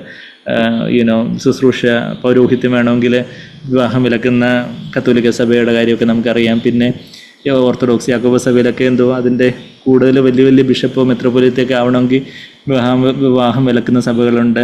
TPM സഭകളിലൊക്കെ ശുശ്രൂഷ ചെയ്യണമെങ്കിൽ വിവാഹം വിലക്കുന്ന കാര്യങ്ങളൊക്കെ നമ്മൾ കേൾക്കാറുണ്ടല്ലോ. അപ്പോൾ അങ്ങനെയൊക്കെയുള്ള വിവാഹം വിലക്കുന്ന ഉപദേശം അത് പിശാചിൻ്റെ ഉപദേശമാണ്, ഭൂതങ്ങളുടെ ഉപദേശമാണെന്ന വചനത്തിൽ വ്യക്തമായിട്ട് നമ്മളിവിടെ 1 തിമോത്തിയോസ് 4:1-2 വാക്യങ്ങളിൽ വായിക്കുന്നത്. എന്നാൽ കർത്താവിൻ്റെ അപ്പോസ്തലന്മാരൊക്കെ വിവാഹിതരായിരുന്നു, പൗലോസ് ഒഴിച്ച് ബാക്കി എല്ലാ അപ്പോസ്തലന്മാരും, ആദ്യ അപ്പോസ്തലന്മാർ വിവാഹിതരായിരുന്നു എന്നുള്ള കാര്യമൊക്കെ നമ്മൾ ആ 1 കൊരിന്ത്യർ 9:5 വാക്യമൊക്കെ കഴിഞ്ഞ ആഴ്ച നമ്മൾ കണ്ടായിരുന്നു. 1 കൊരിന്ത്യർ 9:5 ശേഷം അപ്പോസ്തലന്മാരും കർത്താവിൻ്റെ സഹോദരന്മാരും കേഫാവും ചെയ്യുന്നത് പോലെ ഭാര്യയായ ഒരു സഹോദരിയുമായി സഞ്ചരിക്കും, ഞങ്ങൾക്ക് അധികാരമില്ലയോ എന്ന് അവിടെ 1 കൊരിന്ത്യർ 9:5 ചോദിക്കും. അവിടെ അപ്പോസ്തലന്മാർ വരെ വിവാഹിതരായിരുന്നു. അപ്പം പിന്നെ ഇന്ന് പൗരോഹിത്യം വേണമെങ്കിൽ വിവാഹം ചെയ്തതെന്നൊക്കെ പറയുന്നത് എത്ര ബാലിശ്യമായിട്ടുള്ള കാര്യമാണ്. പത്രോസ് ഏറ്റവും വലിയ പോപ്പെന്ന് അവർ പറയുന്നത്, കത്തോലിക്കരൊക്കെ ആദ്യത്തെ പോപ്പായിട്ട് പത്രോസിനെ പറയുമ്പോൾ പത്രോസിന് അമ്മായിമ്മയുണ്ടെന്ന് പറയുമ്പോൾ പത്രോസ് വരെ വിവാഹിതനായിരുന്നു എന്നുള്ള കാര്യമാണ് നമ്മളവിടെ കാണുന്നത്. അപ്പം അങ്ങനെയൊക്കെയുള്ള ഒത്തിരി വ്യാജമായിട്ടുള്ള ഉപദേശങ്ങളും ദുരുപദേശങ്ങളും കാര്യങ്ങളും ഒക്കെ ഇന്ന് ക്രിസ്തീയ ലോകത്ത് ഒത്തിരി മലീമസമായിരിക്കുന്നൊരു കാര്യമൊക്കെ നമുക്കറിയാം.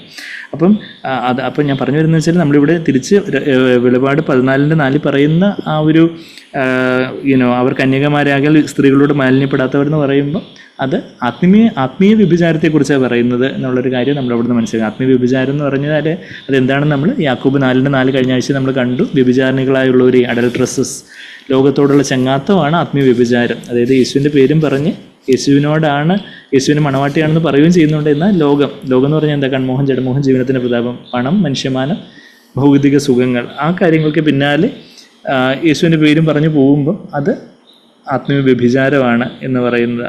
അതാ യാക്കോബ് 4:4 വ്യഭിചാരിണികളുള്ളവർ ലോകസ്നേഹം ദൈവത്തോട് ശത്രുത്വമാകുന്നു എന്ന് നിങ്ങൾ അറിയുന്നില്ലയോ? ആകയാൽ ലോകത്തിൻ്റെ സ്നേഹിതനാകുവാൻ ആകേണ്ട കാര്യമില്ല, ആവുന്നതിന് മുമ്പ് ഇച്ഛിച്ചാൽ മതി.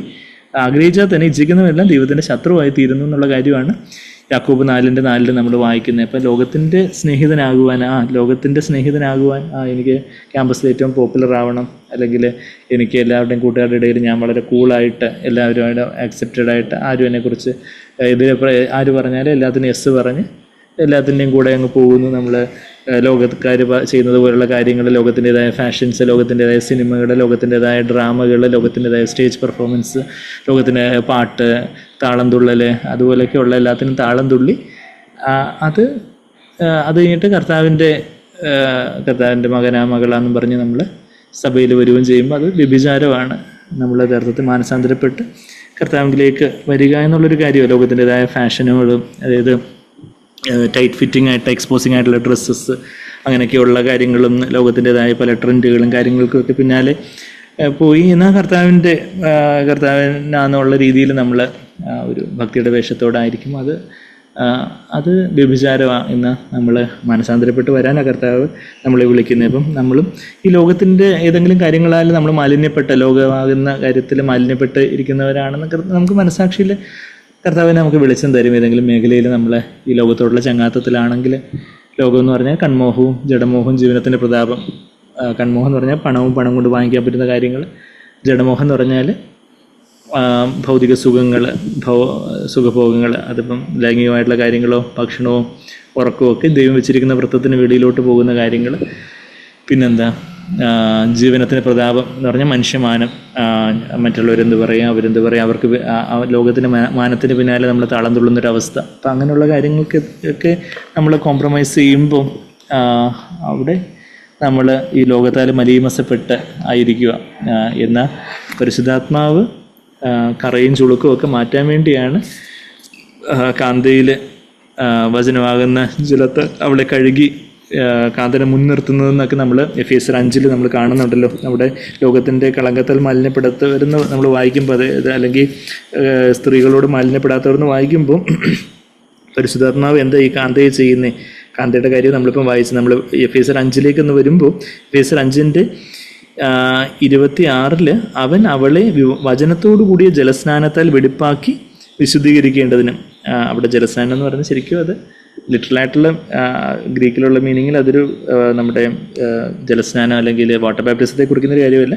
വാഷിങ് എന്നുള്ളൊരു വാക്ക് അവിടെ, ലാത്രിയോ എന്ന് പറഞ്ഞൊരു വാക്ക്, ബാപ്റ്റിസം എന്നുള്ള വാക്കല്ല അവിടെ ഉപയോഗിച്ചിരിക്കുന്നത്. എന്ന് പറഞ്ഞാൽ വചനത്തെ ജലത്തോട് ഉപമിച്ചുകൊണ്ട് പറയുമോ, വചനമാകുന്ന ജലത്താൽ നമ്മളെ കഴുകി വെടുപ്പാക്കുകയോ ചെയ്യുന്നതെന്നുള്ള കാര്യമോ നമ്മളവിടെ വായിക്കുന്നത്. അപ്പം നമ്മൾ ഈ ദൈവത്തിൻ്റെ വചനമൊക്കെ വചനം കാണുകയും കേൾക്കുകയൊക്കെ ചെയ്യുമ്പം നമ്മളിലുള്ള ലോകമയത്വത്തെക്കുറിച്ച് കർത്താവ് നമുക്ക് ബോധ്യം തരുമ്പം നമ്മളവിടെ മാനസാന്തരപ്പെട്ട് കർത്താവെ എൻ്റെ ജീവിതത്തിൽ ഇങ്ങനെയൊക്കെയുള്ള ലോകമയത്വവും ഈ മാലിന്യങ്ങളൊക്കെ ഉണ്ടല്ലോ, അവിടുത്തെ വചനത്താൽ എന്നെ കഴുകണമേ എന്ന് പ്രാർത്ഥിക്കുമ്പോൾ നമ്മൾ കർത്താവിൻ്റെ കാന്തയുടെ ഭാഗമായിട്ട് തീരുവാനായിട്ട് നമ്മൾ അതിന് കാന്തയായിട്ട് ഒരുക്കപ്പെടുന്നതിൻ്റെ ഭാഗമായി തീരും. അങ്ങനെ ഒരുക്കപ്പെട്ടവരാണ് കാന്തയായിട്ട് അന്ന് വെളിപ്പെടുന്നത്.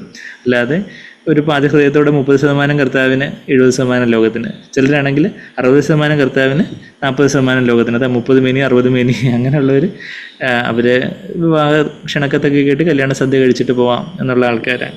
ചില കല്യാണത്തിന് ക്ഷണിക്കപ്പെട്ടവരായിട്ട് അവർ ആയിരിക്കുന്നു, സ്വർഗത്തിലായിരിക്കുന്നു, എന്നാൽ അവർ കാന്തയായിട്ട് മാറുന്നില്ല എന്നുള്ള കാര്യം നമ്മളിവിടെ കാണുന്നത്. അപ്പം അത് ഭാര്യമാരെ സ്നേഹിക്കുന്നതിനെക്കുറിച്ച് ഭർത്താക്കന്മാരോട് 25-ാമത്തെ വാക്യത്തിൽ പറഞ്ഞിട്ട് കർത്താവ് അവളെ സഭയെ വചനത്തോടു കൂടിയ വചനമാകുന്ന ജലത്താൽ കഴുകി വെടുപ്പാക്കി ശുദ്ധീകരിക്കേണ്ടതിനും. അത് കഴിഞ്ഞിട്ട് പറയാം 27-ാമത്തെ വാക്യത്തിൽ പാപത്തിൻ്റെ കറ, ചുളുക്കം എന്ന് പറഞ്ഞാൽ കാന്ത എപ്പോഴും ഫ്രഷ് ആയിട്ടുള്ള പാട്ട് പാടുന്നവളാണെന്ന് നമ്മൾ വായിച്ചത്. അപ്പം ചുളുക്കം എന്ന് പറഞ്ഞാൽ എപ്പോഴും പൈസ ഇല്ലെന്നവരുടെ മുഖത്ത് ആ ചുളുക്കം വരുന്നത് എന്ന് പറഞ്ഞാൽ, ചുളുക്കം എന്ന് പറഞ്ഞാൽ പഴക്കത്തെ സൂചിപ്പിക്കുന്ന കാര്യം. അപ്പം ആ പഴക്കമൊക്കെ അങ്ങ് വിശുദ്ധ സ്ഥലത്ത് പ്രാകാരത്തൊക്കെ പഴക്കം വരുന്നത്, മഞ്ഞ പഴകിപ്പോവും. എന്നാൽ അതിവിശുദ്ധ സ്ഥലത്ത് ഇത് എപ്പോഴും ഫ്രഷ് ആയിട്ടിരിക്കും. അപ്പോൾ അവിടെ ഒരു പുതുക്കമുണ്ട്, ഒരു കർത്താവിനുള്ളൊരു ഫ്രഷ് ആയിട്ടുള്ളൊരു സ്നേഹം, ഫ്രഷ് ആയിട്ടുള്ളൊരു അനോയിൻറ്റിങ്, ഫ്രഷ് ആയിട്ടുള്ള ഒരു നിറവ്. അപ്പോൾ ചുളുക്കം മുതലായത് ഒന്നുമില്ലാതെ സഭയെ ശുദ്ധിയും നിഷ്കളങ്കയുമായി, നല്ല എഫേസ്യർ 4:27 വായിക്കുന്നത്, ശുദ്ധിയും നിഷ്കളങ്കയുമായി തനിക്ക് തന്നെ തേജസ്സോടെ, ആ ദൈവ തേജസ്സോടെ സഭ അന്ന് വെളിപ്പെടുന്നത് നമ്മൾ വെളിപാട് 21:10 നമ്മൾ 10-11 വാക്യമൊക്കെ നമ്മളിപ്പം വായിച്ചു. ആ തേജസ്സോടെ മുൻനിർത്തേണ്ടതിനും തന്നെ അവൾക്ക് വേണ്ടി ഈ യേശു കർത്താവ് ഈ സഭയ്ക്കായിട്ട് ഏൽപ്പിച്ചു കൊടുത്ത കാര്യമൊക്കെയാണ് വായിക്കുന്നത്. അതുപോലെ സാർത്താക്കന്മാരും അതുപോലെ ആയിരിക്കണം ഭാര്യമാരോട് ചെയ്യുന്നതെന്നുള്ള കാര്യമൊക്കെയാണ് നമ്മളിവിടെ വായിക്കുന്നത്. ഒരു വചനമാകുന്ന ജലസ്നാനം, വാഷിംഗ് എന്നുള്ള ആ വാക്ക് ലുത്രാൻ എന്ന് പറയുന്നൊരു വാക്കാണ് അവിടെ ഉപയോഗിച്ചിരിക്കുന്നു എന്നുള്ള കാര്യമൊക്കെ നമ്മളിതിനു മുമ്പ് കണ്ടിട്ടുണ്ടല്ലോ. അപ്പം അങ്ങനെ ലോകത്തിൻ്റെ മാലിന്യം ഏശാതെ സഭയെ പരിശുദ്ധാത്മാവ് ഒരു ബ്യൂട്ടി പാർലർ നടത്തുവാണ്. ഈ ബ്രൈഡൽ മേക്കപ്പ് നടന്നുകൊണ്ടിരിക്കുകയാണ്. അപ്പം നമ്മൾ ഇന്ന് ലോകത്തിലെ ബ്രൈഡ്സൊക്കെ ചുളുക്കവും കാര്യമൊക്കെ കറയൊക്കെ മാറ്റാൻ വേണ്ടി അവർ കല്യാണത്തിന് മാസങ്ങൾക്ക് മുമ്പേ ചെന്ന് ബ്യൂട്ടീഷ്യൻ്റെ മുമ്പിൽ ചെന്ന് തപസ്സിരിക്കുന്നത് പോലെ നമ്മൾ പരിശുദ്ധാത്മാവാകുന്ന ബ്യൂട്ടീഷ്യനെ നമ്മൾ കീഴടങ്ങി കൊടുക്കുമ്പം നമ്മളെ കർത്താവ് എസ്തറിനെ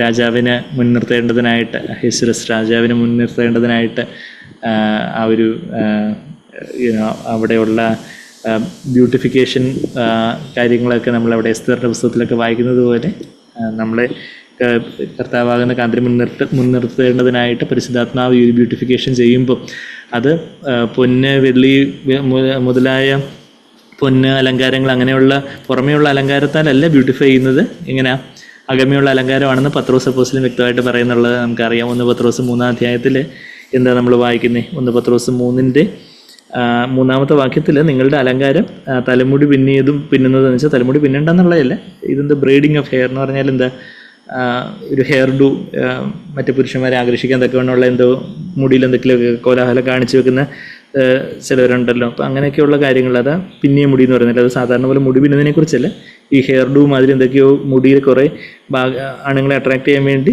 മറ്റുള്ളവരുടെ ശ്രദ്ധ പിടിച്ചു പറ്റാൻ വേണ്ടി മുടി ചെയ്യുന്ന കാര്യങ്ങൾ, പൊന്നണിയുന്നത്, വസ്ത്രം എന്ന് പറഞ്ഞാൽ കോസ്റ്റ്ലി ഗാർമെൻറ്റ്സ് എന്ന് പറഞ്ഞാൽ ഒരു ഷോ ഓഫിന് വേണ്ടിയുള്ള ഒരു ഗാർമെൻറ്റ്സ് എന്നുള്ള കാര്യം എന്ന് വെച്ചാൽ വസ്ത്രം ധരിക്കേണ്ടെന്നുള്ള കാര്യമല്ല, മറിച്ച് അവിടെ പറഞ്ഞിരിക്കുന്ന പുട്ടിങ് ഓൺ ഡ്രസ്സസ് എന്ന് പറഞ്ഞാൽ അതുപോലെയൊക്കെയുള്ള നമ്മൾ കുറച്ച് ഷോ ഓഫ് മാതിരിയുള്ള ഡ്രസ്സും കാര്യങ്ങളും അങ്ങനെയൊക്കെയുള്ള പുറമേ ഉള്ള അലങ്കാരമല്ല, മറിച്ച് 4-ാമത്തെ വാക്യം സൗമ്യതയും സാവധാനതയുമുള്ള ആത്മാവെന്ന് അവിടെ ട്രാൻസ്ലേറ്റ് ചെയ്യണം, മനസ്സെന്നല്ല. അവിടെ ന്യൂമ എന്നുള്ള വാക്കാണ്. ജെന്റിൽ ആൻഡ് ക്വയറ്റ് സ്പിരിറ്റ്, സൗമ്യതയും സാവധാനതയുള്ള ആത്മാവ്. പരിശുദ്ധാത്മാവ് നമ്മുടെ ആത്മാവിൽ കർത്താവിൻ്റെ സ്വഭാവമാകുന്ന സൗമ്യതയും സാവധാനതയും, ജെന്റിൽനെസ്സും ക്വയറ്റ്നെസ്സും, ആ ഒരു ശാന്തത, ആ ആത്മാവ് എന്ന അക്ഷയഭൂഷണം എന്ന് പറഞ്ഞാൽ അക്ഷയഭൂഷണം എന്ന് പറഞ്ഞാൽ ക്ഷയിച്ചു പോവാത്ത ആഭരണം, ഇംപെറിഷബിൾ ക്വാളിറ്റി.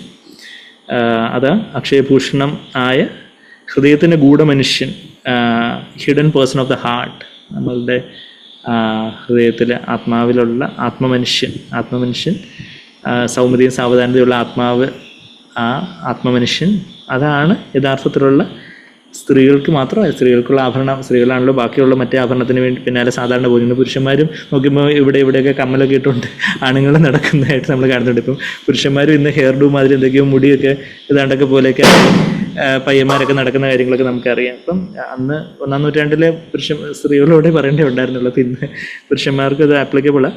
അപ്പം അങ്ങനെയൊക്കെയുള്ള പുറമേയുള്ള കാര്യങ്ങളല്ല, മറിച്ച് ആ ഒരു അകത്തെ ബ്യൂട്ടി എന്നുള്ളൊരു കാര്യം നമ്മുടെ കൂടെ, അത് ദൈവസന്നിധിയിൽ ഏറ്റവും വിലയേറിയായിട്ടുള്ള കാര്യമാണ്. അപ്പോൾ ആ വിലയേറിയ ആഭരണമായിട്ടാണ് ആ അകത്തെ മനുഷ്യൻ്റെ സൗന്ദര്യം, ആ ഒരു ആത്മമനുഷ്യൻ്റെ സൗമ്യതയും സാവധാനതയുള്ള ആ ഒരു ക്രിസ്തുവിൻ്റെ സ്വഭാവം, അതാണ് കർത്താവിൻ്റെ സന്നിധിയിൽ ഏറ്റവും പ്രഷ്യസ് ആയിട്ടുള്ള, തൻ്റെ ബ്രൈഡിൽ ഏറ്റവും ആകർഷണീയമായിട്ട് കർത്താവ് നോക്കുന്ന ഒരു കാര്യം അതാണ്. അപ്പം അങ്ങനെയുള്ള സൗന്ദര്യം അവർക്കുള്ളത്. അങ്ങനെ അവർ തങ്ങളെ തന്നെ ഒരുക്കിയത്, അല്ലാതെ ഈ ലോകത്തിൻ്റെ സ്ത്രീകളാൽ അവർ മലിനപ്പെടാത്തവരാണെന്നുള്ള കാര്യം നമ്മൾ കാണുന്നത്. പിന്നെ നമ്മൾ വെളിപാട് 14:4 വരുമ്പോൾ നമ്മളത് വെളിപാട് 14:4 ഞാൻ ആ അന്തിമോചന പുസ്തകത്തിലെ ആ പോർഷൻ കഴിഞ്ഞ ആഴ്ച അങ്ങ് വായിച്ച് തീർത്തുകൊണ്ടാണ് ഇന്ന് അത് വായിക്കാൻ. അതിൻ്റെ 2-ാമത്തെ പാട്ടിൽ എന്താ നമ്മൾ വായിക്കുന്നത്? വെളിപാട് 14:4 അവർ കന്യകമാരിൽ സ്ത്രീകളോട് മാലിന്യപ്പെടാത്തവർ, അതാണ് നമ്മളിപ്പോൾ ഇത്ര നേരം ചിന്തിച്ചുകൊണ്ടിരുന്നത്. അതുപോലെയുള്ള ആ ഒരു അക്ഷയഭൂഷണമായ ആ ഒരു നശിച്ചു പോകാത്ത ആ ഒരു സൗന്ദര്യത്തെക്കുറിച്ചൊക്കെ നമ്മൾ വായിക്കുന്നു. പിന്നെ കുഞ്ഞാട് പോകുന്നിടത്തേക്ക് അവർ അവനെ അനുഗമിക്കുന്നു ഒരു സിമ്പിൾ പ്രസൻറ്റ് ടെൻസിൽ അവിടെ ഉപയോഗിച്ചിരുന്നത്. These are the ones who follow the lamb not followed the lamb, പാസ്റ്റിലല്ല പറഞ്ഞേക്കുന്നത്, follow the lamb wherever he goes. എന്ന് വെച്ചാൽ നിത്യതയിൽ കർത്താവ് പോകുന്നിടത്തൊക്കെ പോകാൻ ആർക്കേ അധികാരമുള്ളൂ? ഈ കാന്തയ്ക്ക് മാത്രമേ അധികാരമുള്ളൂ. അത് എത്ര വലിയൊരു ഭാഗ്യ പദവിയാണ്. ഇപ്പം പ്രസിഡന്റ് പോകുന്നിടത്തൊക്കെയും പ്രസിഡന്റ് കൂടെ കൊണ്ടുപോകുന്ന എല്ലാവരും കൂടെ കൊണ്ടുപോകത്തില്ല. ഇപ്പം മുഖ്യമന്ത്രി വിദേശ സവാരി ചെയ്യുമ്പോൾ നാട്ടിലുള്ള പരിവാരങ്ങൾ എല്ലാവരും കൂടെ വിളിച്ചുകൊണ്ട് പോകത്തില്ല, ഏറ്റവും ഭാര്യയോ മക്കളെയോ കൊച്ചുമക്കളെയോ ഒക്കെയാണ് കൊണ്ടുപോകുന്നതെന്ന് പറയുന്നത് പോലെ കർത്താവ് പോകുന്നിടത്തൊക്കെയും പോകാനുള്ളൊരു ആക്സസ് ഈ കാന്തയ്ക്ക് മാത്രമേ ഉള്ളൂ. 140 ബാക്കിയുള്ളവരൊക്കെ സ്വർഗത്തിൽ ദൈവത്തെ അവർ മഹത്വപ്പെടുത്തുന്നു, സ്തുതിക്കുന്നു, എല്ലാം നല്ലത് തന്നെ. എന്നാൽ കർത്താവ് പോകുന്നിടത്തൊക്കെയും നിത്യതയിലും പോകുന്നവരാരാന്ന് ചോദിച്ചാൽ ഈ 144,000 പേരാണ്. അതിൻ്റെ കാരണം എന്താണെന്ന് ചോദിച്ചാൽ അവർ ഭൂമിയിലായിരുന്നപ്പോഴും കർത്താവ് പോകുന്നിടത്തൊക്കെയും പോയവരാണ്. അതുകൊണ്ടാണ് അവർക്ക് നിത്യതയിലും കർത്താവ് പോകുന്നിടത്തൊക്കെയും പോകാൻ പറ്റുന്നത്. കുഞ്ഞാട് പോകുന്നിടത്തൊക്കെയും പ്രിയൻ പോയതാം മാർഗേ പോകുവാൻ എൻ്റെ ഉള്ളം ആശിക്കുന്നതെന്നൊക്കെ നമ്മൾ ആ പാട്ടിലൊക്കെ പാടുമല്ലോ. എൻ പേർക്കായി ജീവൻ വെടിഞ്ഞ എൻ പ്രാണപ്രിയനാകുമേശ പ്രിയൻ പോയതാം മാർഗേ പോകുവാൻ. അതുപോലെ പല പാട്ടിലും നമ്മളത് പാടുന്നുണ്ട്. കർത്താവ് പോയ പാതയിൽ പോകുന്നതിൻ്റെ കുറിച്ചൊക്കെ. അത് കർത്താവ് പോയ ഏത് പാതയെന്ന് ചോദിച്ചാൽ ഏതാ ക്രൂസിൻ്റെ പാതയിൽ എന്ന് പറഞ്ഞാൽ കർത്താവ് എൻ്റെ ഇഷ്ടമല്ല പിതാവിൻ്റെ ഇഷ്ടം. യോഹന്നാൻ 6:38, 5:30, മത്തായി 26:39 ഒക്കെ കർത്താവ് എന്താ പറയുന്നത്? എൻ്റെ ഇഷ്ടമല്ല പിതാവിൻ്റെ ഇഷ്ടം. Not my will but your will. അങ്ങനെ തന്നെ സമ്പൂർണ്ണമായിട്ടും കർത്താവ് ഇപ്പോൾ ഓരോ സമയത്തും ഓരോ മേഖലയിലും കർത്താവ് പിതാവ് എൻ്റെ ഇഷ്ടം പോലെ ഒന്നും വേണ്ട, അവിടുത്തെ ഇഷ്ടം പോലെ ആവട്ടെ എന്ന് പറഞ്ഞ് തന്നെ താഴ്ത്തി കർത്താവിൻ്റെ ഓരോ ചുവടുകൾ, ഓരോ കാൽച്ചുവടുകളും ലെഫ്റ്റ് റൈറ്റ് ആയിട്ട് നമ്മൾ നടക്കുന്നത് പോലെ not my will but thy will. നമ്മളത് സംഗീതം കേട്ടിട്ടുണ്ട്. Not my will but thy will, not my will but thy will എന്ന് പറഞ്ഞത് എൻ്റെ ഇഷ്ടമല്ല അവിടുത്തെ ഇഷ്ടം. അതാ കർത്താവിൻ്റെ 2 കാൽച്ചുവടുകൾ. അതേ കാൽച്ചുവടുകളിൽ ഇന്ന് ഭൂമിയിൽ പോകുന്നവരാണ് അന്ന് നിത്യതയിലും കർത്താവ് പോകുന്നിടത്തൊക്കെയും പോകുവാൻ തക്കവണ്ണം കർത്താവിനോട് ഏറ്റവും ക്ലോസസ്റ്റ് ആയിട്ടായിരിക്കാൻ. അത് എത്ര വലിയൊരു ഭാഗ്യപദവിയാണ്. അത് കഴിഞ്ഞിട്ട് വായിക്കുക, അവരെ ദൈവത്തിന് കുഞ്ഞാടിനെ ആദ്യഫലമായി മനുഷ്യരുടെ ഇടയിൽ നിന്ന് വീണ്ടെടുത്തിരിക്കുന്നു. അവരെ ആദ്യഫലമായി വീണ്ടെടുത്തിരിക്കുക. നമ്മളെ ഈ ആദ്യഫലം എന്നുള്ള വാക്ക് ഞാൻ നോക്കുമായിരുന്നു. പുതിയ നിയമത്തിൽ 6 നമ്മൾ വായിക്കുന്നുണ്ട്. ഒന്ന് ഈ വാക്യത്തിലാണ് നമ്മൾ വായിക്കുന്നത്, ആദ്യഫലം എന്നുള്ള വാക്ക് നമ്മളിപ്പോൾ അന്ത്യപേജ് പുസ്തകത്തിൻ്റെ എക്സ്പ്ലനേഷനിലൊക്കെ നമ്മൾ വായിച്ചു. കൃഷിയിലൊക്കെ ആദ്യം ഒരു വൃക്ഷത്തിൽ ആദ്യമായി പഴുക്കുന്ന ഫലങ്ങളെയാണ് ആദ്യഫലം എന്ന് പറയുന്നത്. പരിശുദ്ധാത്മാവിനോട് കൃത്യമായി പ്രതികരിക്കുകയും തങ്ങളുടെ ഭൂമിയിലെ ജീവിതകാലത്ത് തന്നെ പക്വമാവുകയും ചെയ്യുന്നവരാണിവർ. അവർ തങ്ങളുടെ ജീവിതം പാഴാക്കിയവരല്ല. തങ്ങളുടെ കുരിശെടുപ്പാൻ ദൈവം നൽകിയ അവസരങ്ങളൊന്നും അവർ നഷ്ടപ്പെടുത്തിയില്ല. കുഞ്ഞാടിനെ, ഞാൻ അന്തിമവിജയ പുസ്തകത്തിൽ ആ പോർഷൻ അങ്ങ് വായിക്കുക, കുഞ്ഞാടിനെ അനുഗമിക്കാൻ കിട്ടിയ സന്ദർഭങ്ങളും അവർ പാഴാക്കിയില്ല. സ്വയത്തിന് മരിക്കുകയും പരിശുദ്ധാത്മാവിൻ്റെ നടത്തിപ്പുകളെ അനുസരിക്കുകയും ചെയ്യാൻ തങ്ങളുടെ വഴികളിൽ ലഭിച്ച ഓരോ അവസരവും അവർ പ്രയോജനപ്പെടുത്തി. അതിൻ്റെ ഫലമായി അവർ വേഗം പക്വത പ്രാപിച്ചു. അവരാണ് ആദ്യഫലം എന്നുള്ളൊരു കാര്യം. ആദ്യഫലം എന്നുള്ള ആ ഒരു വാക്ക്, ഫസ്റ്റ് ഫ്രൂട്ട് എന്നുള്ള ആ ഒരു വാക്ക് നമ്മൾ റോമർക്ക് എഴുതിയ ലേഖനത്തിൽ വായിക്കുന്നുണ്ട്, യാക്കോബിൻ്റെ ലേഖനത്തിലും 1 കൊരിന്ത്യരിലും വായിക്കുന്നുണ്ട്. ഞാൻ ആ വാക്യങ്ങൾ പിന്നെ ഈ വെളിപാട് 14:4 വായിക്കുന്നുണ്ട്. അങ്ങനെ 6 റെഫറൻസസാണ് ആദ്യഫലം എന്നുള്ള വാക്ക് പുതിയ നിയമത്തിലുള്ളത്. പഴയ നിയമത്തിൽ ഒരുപാട് റെഫറൻസസ് ഉണ്ട്. പഴയ നിയമത്തിൽ പിന്നെ ഒരുപാട് റെഫറൻസസ്, 30ഓളം റെഫറൻസസ് നമ്മൾ കാണുന്നുണ്ട്. അവിടെ പുറപ്പാട് പുസ്തകം, ഞാൻ അതിലേക്കൊന്നും പോകുന്നില്ല. പുറപ്പാട് പുസ്തകം 23:15, 19 വാക്യങ്ങൾ, 34, 22, 26 അവർക്കൊരു ആദ്യഫല പെരുന്നാൾ, വർഷത്തിലെ 3 പെരുന്നാൾ 3 തവണ എല്ലാ ആണുങ്ങളും യെരുശലേം ദേവാലയത്തിൽ കർത്താവിന് മുമ്പാകെ ചെല്ലണം എന്ന് പറയുന്ന ഒരു കാര്യം നമ്മളവിടെ പുറപ്പാട് 34-ലും ലേവ്യർ 23-ലും ഒക്കെ നമ്മൾ വായിക്കുന്നുണ്ട്. അപ്പം അതിൽ 3 പെരുന്നാളിൽ ഒരു പെരുന്നാൾ ഈ ആദ്യഫല പെരുന്നാളാണ്. ഈ ആദ്യഫലങ്ങൾ, അതായത് കർത്താവിനെ ഏതെങ്കിലുമൊക്കെ കൃഷിയൊക്കെ ചെയ്ത് എന്തെങ്കിലുമൊക്കെ കർത്താവിന് കൊണ്ട് കൊടുക്കുക എന്നുള്ളതല്ല, ഏറ്റവും ബെസ്റ്റായിട്ടുള്ളതാണ് കർത്താവിന് കൊടുക്കേണ്ടത്. അപ്പം അതാണ് അതിൻ്റെ പ്രിൻസിപ്പിൾ. നമുക്ക് ഏറ്റവും ബെസ്റ്റായിട്ടുള്ളത് കർത്താവേ, എൻ്റെ സമയത്തിൻ്റെ ഏറ്റവും ബെസ്റ്റായിട്ടുള്ളത് എനിക്കുള്ളതെല്ലാം അങ്ങേക്കാണ് എൻ്റെ. അപ്പോൾ ആ ആദ്യഫലം, അപ്പോൾ ആദ്യഫല പെരുന്നാൾ എന്നുള്ള കാര്യമൊക്കെ നമ്മൾ പുറപ്പാട് പുസ്തകത്തിലും ലേവ്യ പുസ്തകത്തിലും സംഖ്യാപുസ്തകത്തിലും എഹെസ്കേലിൻ്റെ പുസ്തകത്തിലും മീഖയുടെ പുസ്തകത്തിലും ഒക്കെ നമ്മൾ കാണുന്നുണ്ട്. പിന്നെ ഡിട്രോണമി, ആവർത്തന പുസ്തകത്തിലൊക്കെ കാണുന്നുണ്ട്. ഞാനിപ്പം പുതിയ നിയമത്തിൽ ആ റെഫറൻസസ് പെട്ടെന്ന് നമുക്കൊന്ന് എടുത്ത് ഞാനങ്ങ് കൺക്ലൂഡ് ചെയ്യാമല്ലോ. 8 മണി ആയല്ലോ. റോമർ 8-ാം അധ്യായത്തിൻ്റെ 23-ാമത്തെ വാക്യത്തിലൊരു റെഫറൻസ് നമ്മൾ കാണുന്നുണ്ട്. അവിടെ റോമർ 8-ാം അധ്യായത്തിലേക്ക് നമ്മൾ വരുമ്പോൾ അവിടെ അതിൻ്റെ 23-ാമത്തെ വാക്യം എന്താ നമ്മളവിടെ വായിക്കുന്നത്? അവിടെ 23-ാമത്തെ വാക്യം, ആത്മാവെന്ന ആദ്യദാനം ലഭിച്ചിരിക്കുന്ന നാമും നമ്മളുടെ ശരീരത്തിൻ്റെ വീണ്ടെടുപ്പായ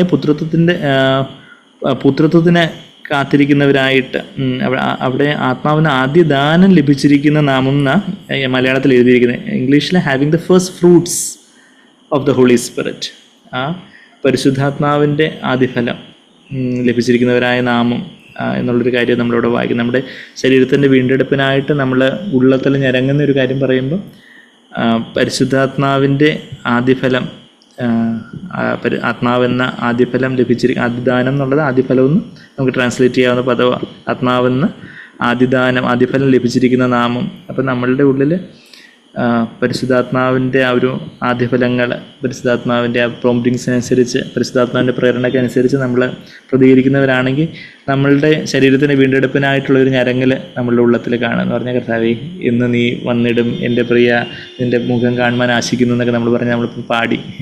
കർത്താവിൻ്റെ 2ാമത്തെ വരവ്, കർത്താവിനെ കാണാൻ കർത്താവിന് സമയമായി, എന്ന് പറയുന്ന ആ ഒരു കാന്താനോടുള്ള കത്താനുള്ള ഒരു സ്നേഹത്താലുള്ള ഒരു കാത്തിരിപ്പ്, അതാ പരിശുദ്ധാത്മാവിൻ്റെ ആദ്യഫലത്തെക്കുറിച്ച് നമ്മളിവിടെ റോമർ 8:23 നമ്മളിപ്പോൾ കണ്ടത്. പിന്നെ യേശുവിനെ തന്നെ ആദ്യഫലമായിട്ട് 1 കൊരിന്ത്യർ 15 നമ്മൾ വായിക്കുന്നുണ്ട്. 1 കൊരിന്ത്യർ 15 ഒന്ന് പോവുകയാണെങ്കിൽ അവിടെ അതിൻ്റെ 20 വാക്യത്തിൽ എന്താ വായിക്കുന്നത്? എന്നാൽ ക്രിസ്തു നിദ്ര കൊണ്ടതിന് ആദ്യഫലമായി മരിച്ചവരുടെ ഇടയിൽ നിന്ന് ഉയർത്തെഴുന്നേരിക്കുന്നു. മരിച്ചവരെല്ലാം ഒരു നാൾ ഉയർത്തെഴുന്നേൽക്കും. ചിലർ സ്വർഗത്തിലേക്കും, ചിലർ നിത്യനരകാഗ്നിയിലേക്കും ഉയർത്തെഴുന്നേൽക്കുന്ന, ന്യായവിധിയിലേക്കും ഉയർത്തെഴുന്നേൽക്കുന്ന കാര്യമൊക്കെ നമുക്കറിയാം. എന്നാൽ ആദ്യഫലമായിട്ട് മരിച്ചവരിൽ നിന്ന് ചിലപ്പം ഓഫ്കോഴ്സ് ലാസറസ് ഉയർത്തെഴുന്നേറ്റു, നയനിലെ വിധവയുടെ മോനും ഒക്കെ ഉയർത്തെഴുന്നേറ്റു. എന്നാൽ അവർ പിന്നെയും മരിച്ചു. ലാസറസ് പിന്നെയും മരിച്ചു, മറ്റേ ആ വിധവയുടെ മോനും പിന്നെയും മരിച്ചു. എന്നാൽ കർത്താവ് ഉയർത്തെഴുന്നേറ്റു. പിന്നെ കർത്താവ് പുനരുദ്ധാന ശരീരത്തോട് ഉയർത്തെഴുന്നേറ്റു. കർത്താവ് പിന്നെ മരിക്കുന്നില്ല. കർത്താവ് നിത്യനായിട്ട് നമുക്ക് സ്വർഗത്തിൽ വേണ്ടി പക്ഷപാതം ചെയ്യുന്നു. അപ്പം അങ്ങനെ ആ പുതിയ സൃഷ്ടിയുടെ, ആ പുനരുദ്ധാനത്തിൻ്റെ പുതു ആകാശം, പുതു സൃഷ്ടിയുടെ ആ തലത്തിലേക്ക്, പുതു സൃഷ്ടിയുടെ ആദ്യഫലമായിട്ട്,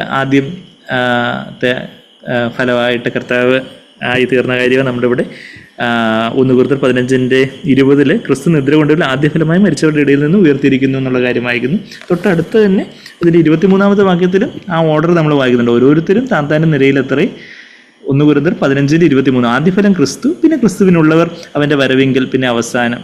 അപ്പം ക്രിസ്തുവിൻ്റെ വരവെങ്കിൽ നമ്മളെല്ലാം ഉയർത്തെഴുന്നേൽക്കുക. ആദ്യഫലമായിട്ട് യേശു ക്രിസ്തു തന്നെ ഉയർത്തെഴുന്നേൽക്കും. അപ്പോൾ ആദ്യഫലം അത് കർത്താവിനെ തന്നെ റെഫർ ചെയ്യുന്നൊരു കാര്യമായിട്ട് നമ്മളിവിടെ കാണുന്നുണ്ട്. പിന്നെ 16 അധ്യായത്തിൽ, ഇതേ 1 കൊരിന്ത്യർ 16 അധ്യായത്തിൽ തൊട്ടടുത്ത അധ്യായത്തിൻ്റെ 15 വാക്യത്തിൽ സുവിശേഷത്തോട് ഒരു പ്രദേശത്ത് ആദ്യമായിട്ട് റെസ്പോണ്ട് ചെയ്തവരെ ആദ്യഫലമായിട്ട് പറഞ്ഞിട്ടുണ്ട്. സഹോദരന്മാരെ, അത് സ്തെഫാനോസ് അല്ല, സ്റ്റീഫനാസ് എന്നുള്ളൊരു പദം ആണ് ഇംഗ്ലീഷിലെ. മലയാളത്തിൽ സ്തെഫനാസ്. സഹോദരന്മാരെ, സ്തെഫനാസിൻ്റെ കുടുംബം അഖായയിലെ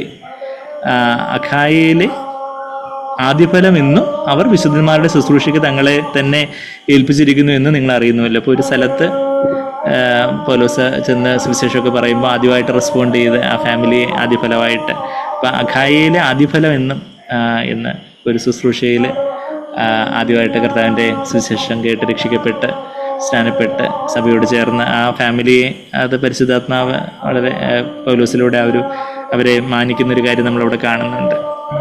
പിന്നെ യാക്കോബ് 1:18 അതിപ്പോൾ നമ്മൾ അന്തിമവിജയം പുസ്തകത്തിലും നമ്മൾ ആ റെഫറൻസ്, സാഗ്ബേറും ആ റെഫറൻസ് കോട്ട് ചെയ്തൊക്കെ നമ്മൾ കണ്ടായിരുന്നല്ലോ. യാക്കോബ് 1 അധ്യായത്തിൽ നമ്മൾ വായിക്കുമ്പം കർത്താവ് നമ്മളെ എങ്ങനെ വീണ്ടും ജനിപ്പിച്ചിരിക്കുന്നതെന്നുള്ള കാര്യം വായിക്കുമ്പം യാക്കോബ് 1:18 വാക്യം, നാം അവൻ്റെ സൃഷ്ടികളിൽ ഒരുവിധം ആദ്യഫലമാകേണ്ടതിനാണ് സത്യവേദ പുസ്തകത്തിൽ അങ്ങനെ ട്രാൻസ്ലേറ്റ് ചെയ്തിരിക്കുന്നത്. എന്നാൽ ആക്ച്വലി എന്താണ് പറയുന്നത്, ആ ഒരുവിധം എന്നുള്ളതല്ല, സൃഷ്ടികളിൽ ആദ്യഫലം, ആ ഒരുവിധം എന്നുള്ള വാക്ക് പോലെ എന്ന് ട്രാൻസ്ലേറ്റ് ചെയ്യാവുന്നൊരു പദമാണ്. ഈ ഇംഗ്ലീഷിൽ ഇങ്ങനെയാണ്, that we would be a kind of first fruits, ആദ്യഫലം എന്ന വണ്ണം എന്നാണ് അവിടെ. ഒരുവിധം ആദ്യഫലം വേണമെന്നുള്ളതിനെക്കാട്ടി കുറച്ചുകൂടെ കറക്റ്റ് ട്രാൻസ്ലേഷൻ ആദ്യഫലം എന്ന വണ്ണം, ആദ്യഫലം പോലെ അവൻ തൻ്റെ ഇഷ്ടം ഹേതുവായി സത്യത്തിൻ്റെ വചനത്താൽ നമ്മെ ജനിപ്പിച്ചിരിക്കുന്നു. സത്യത്തിൻ്റെ വചനം എന്ന കെടാത്ത ബീജത്താൽ നമ്മൾ വീണ്ടും ജനിപ്പിച്ചിരിക്കുന്നതെന്ന് 1 പത്രോസ് 1:23 നമുക്കറിയാം. ഇവിടെ ആ സത്യത്തിൻ്റെ വചനത്താൽ വീണ്ടും ജനിപ്പിച്ചിരിക്കുന്നു എന്ന് പറയുമ്പോൾ തൻ്റെ ഇഷ്ടം ഹേതുവായി, അത് മനുഷ്യൻ്റെ ഇഷ്ടം മൂലമല്ല, ദൈവത്തിൻ്റെ വചനത്താൽ, ദൈവത്തിൻ്റെ ഇഷ്ടത്താൽ അത്രയും നമ്മുടെ ദൈവമക്കളായി തീർന്നതെന്നൊക്കെ യോഹന്നാൻ 1:13 നമ്മൾ വായിക്കുന്നുണ്ട്. യോഹന്നാൻ 1:12 അവനെ സ്വീകരിച്ച് കൈക്കൊണ്ടവർക്കെല്ലാം ദൈവമക്കളാവാൻ അവൻ അധികാരം കൊടുത്തു. അത് മനുഷ്യൻ്റെ ഇഷ്ടത്താലല്ല, ദൈവത്തിൻ്റെ ഇഷ്ടത്താലെന്ന് നമ്മളിവിടെ വായിക്കുന്നുണ്ട്. യോഹന്നാൻ 1:13 വാക്യം, അവർ രക്തത്തിൽ നിന്നല്ല, ജഡത്തിൻ്റെ ഇഷ്ടത്താലല്ല, പുരുഷൻ്റെ ഇഷ്ടത്താലല്ല, ദൈവത്തിൽ നിന്ന് അത്ര ജനിച്ചത്. ജഡത്തിൻ്റെ പുരുഷൻ്റെ ഇഷ്ടത്താലല്ല, ദൈവത്തിൽ നിന്ന് ജനിച്ചതാ ഇവിടെ. അപ്പം ആ ദൈവത്തിൻ്റെ ഇഷ്ടം ഹേതുവായിട്ട് സത്യവചനത്തിൽ നമ്മൾ വീണ്ടും ജനിപ്പിച്ചിരിക്കുന്നു. അപ്പം ആദ്യഫലം എന്ന വണ്ണം ആകേണ്ടതിന്, കൈൻഡ് ഓഫ് ഫസ്റ്റ് ഫ്രൂട്ട്സ് ആകേണ്ടതിന്, ആദ്യഫലം പോലെ ആകേണ്ടതിനാണ് കർത്താവ് നമ്മൾ വീണ്ടും ജനിപ്പിച്ചിരിക്കുന്നത് എന്നുള്ളൊരു കാര്യമാണ് നമ്മൾ യാക്കോബ് 1:18 വായിക്കുന്നത്. അപ്പം നമ്മളിപ്പം 5 റെഫറൻസ് കണ്ടു. 6ാമത്തെ റെഫറൻസാണ് ഇപ്പം വെളിപാട് 14 വാക്യത്തിൽ നമ്മളിപ്പം വായിച്ചു നിർത്തിയത്. എന്താ, ഈ 144,000 എല്ലാവരും ദൈവം വീണ്ടും ജനിപ്പിച്ച് ആദ്യഫലം ആകാൻ വേണ്ടിയാണ്. പക്ഷേ 144,000 പേര് ആദ്യഫലമായിട്ട് പക്വത പ്രാപിച്ചുള്ളൂ. അതായത് വേഗം പക്വത പ്രാപിക്കുന്ന ക്രോപ്പാണ് ആദ്യഫലം. വേഗം പക്വത പ്രാപിക്കാൻ അവരെന്താ ചെയ്തേ? നമ്മൾ ലൂക്കോസ് 8 അധ്യായത്തിന് 15 വാക്യത്തിൽ വേഗം പക്വത പ്രാപിച്ച് എങ്ങനെയാണ് ഫലം പക്വത പ്രാപിക്കുന്നത് എന്നുള്ള കാര്യം അവിടെ വിതയ്ക്കുന്നതിൻ്റെ ഉപമ പറയുമ്പോൾ കർത്താവ് പറയുന്ന വാക്ക് ലൂക്കോസ് വൈദ്യൻ എന്താ എഴുതി വെച്ചേക്കുന്നത്? ലൂക്കോസ് 8 അധ്യായത്തിൽ അതിൻ്റെ 15 വാക്യത്തിൽ നല്ല മണ്ണിലുള്ളതോ വചനം കേട്ട് ഗുണമുള്ള നല്ല ഹൃദയത്തിൽ സംഗ്രഹിച്ച് ക്ഷമയോടെ ഫലം കൊടുക്കുന്നവർ തന്നെ. അതിൻ്റെ തൊട്ട് മുമ്പത്തെ വാക്യത്തിൽ 14 വാക്യത്തിൽ മുള്ളിനിടയിൽ വീണതോ കേൾക്കുന്നവരെങ്കിലും പോയി ദേ ഗോ ഓൺ ദെയർ വേ, അവർ സ്വന്തം ഇഷ്ടത്തിന് അങ്ങ് പോയി.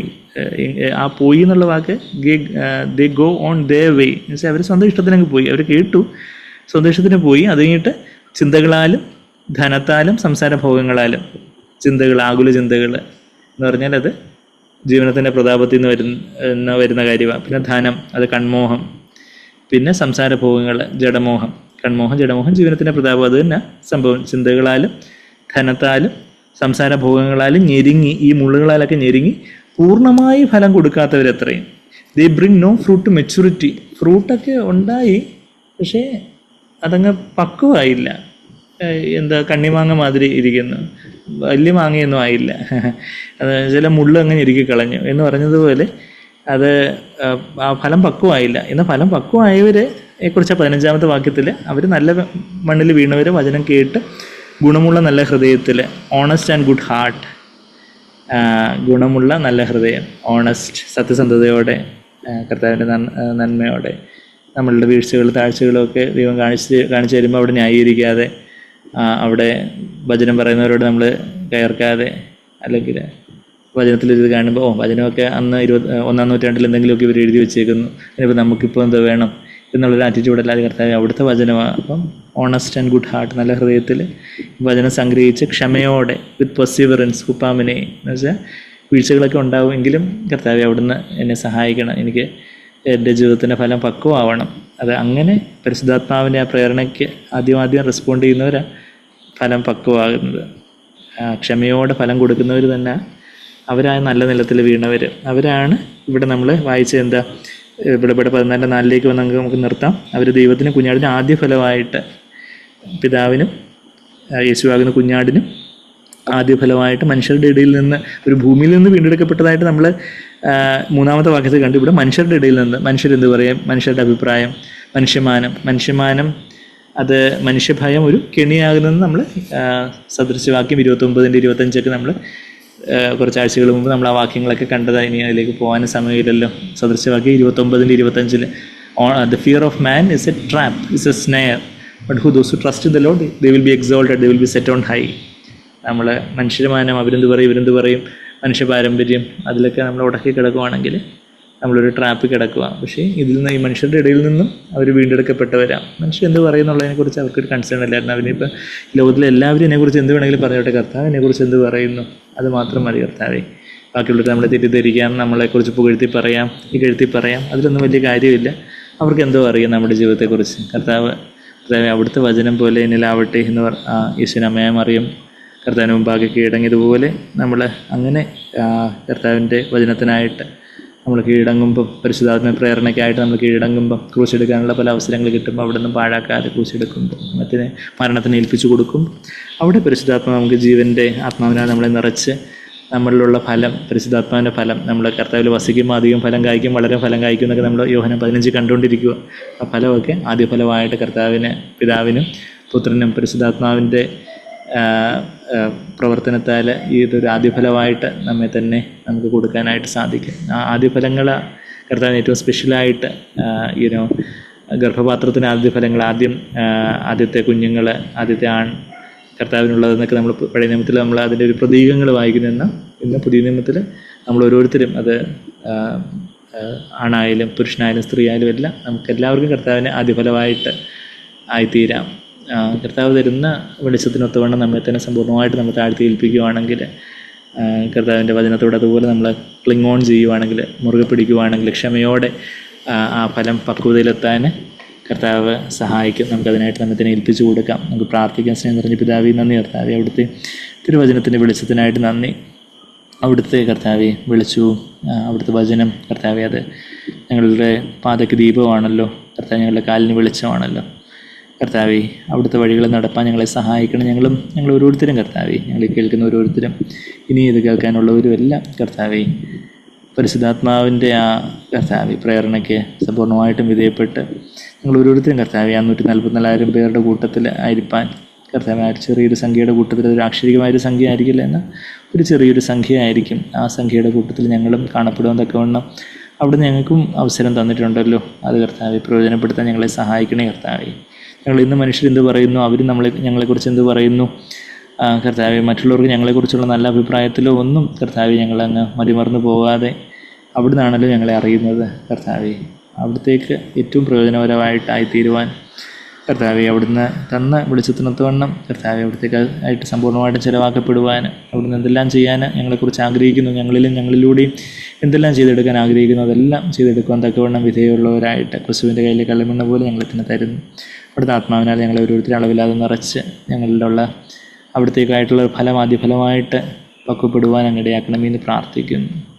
അതെ കർത്താവെ, ഈ ലോകത്തോട് മലിനപ്പെടാതെ കുഞ്ഞാട് പോകുന്നിടത്തൊക്കെയും പോകുവാൻ കർത്താവെ ഞങ്ങളെ സഹായിക്കണം. അന്നത്തേലും അവിടത്തോടൊപ്പം എല്ലായിടത്തും പോകുവാൻ തക്കവണ്ണമുള്ള അവിടത്തോട് ഏറ്റവും ചേർന്നിരിക്കുന്ന ആ പ്രതിഫലം വാങ്ങുവാൻ തക്കവണ്ണം ഞങ്ങൾ ഓരോരുത്തരെയും സഹായിക്കണം. അതെ കർത്താവെ, ഞങ്ങൾ ഓരോരുത്തരെയും സഹായിക്കണം.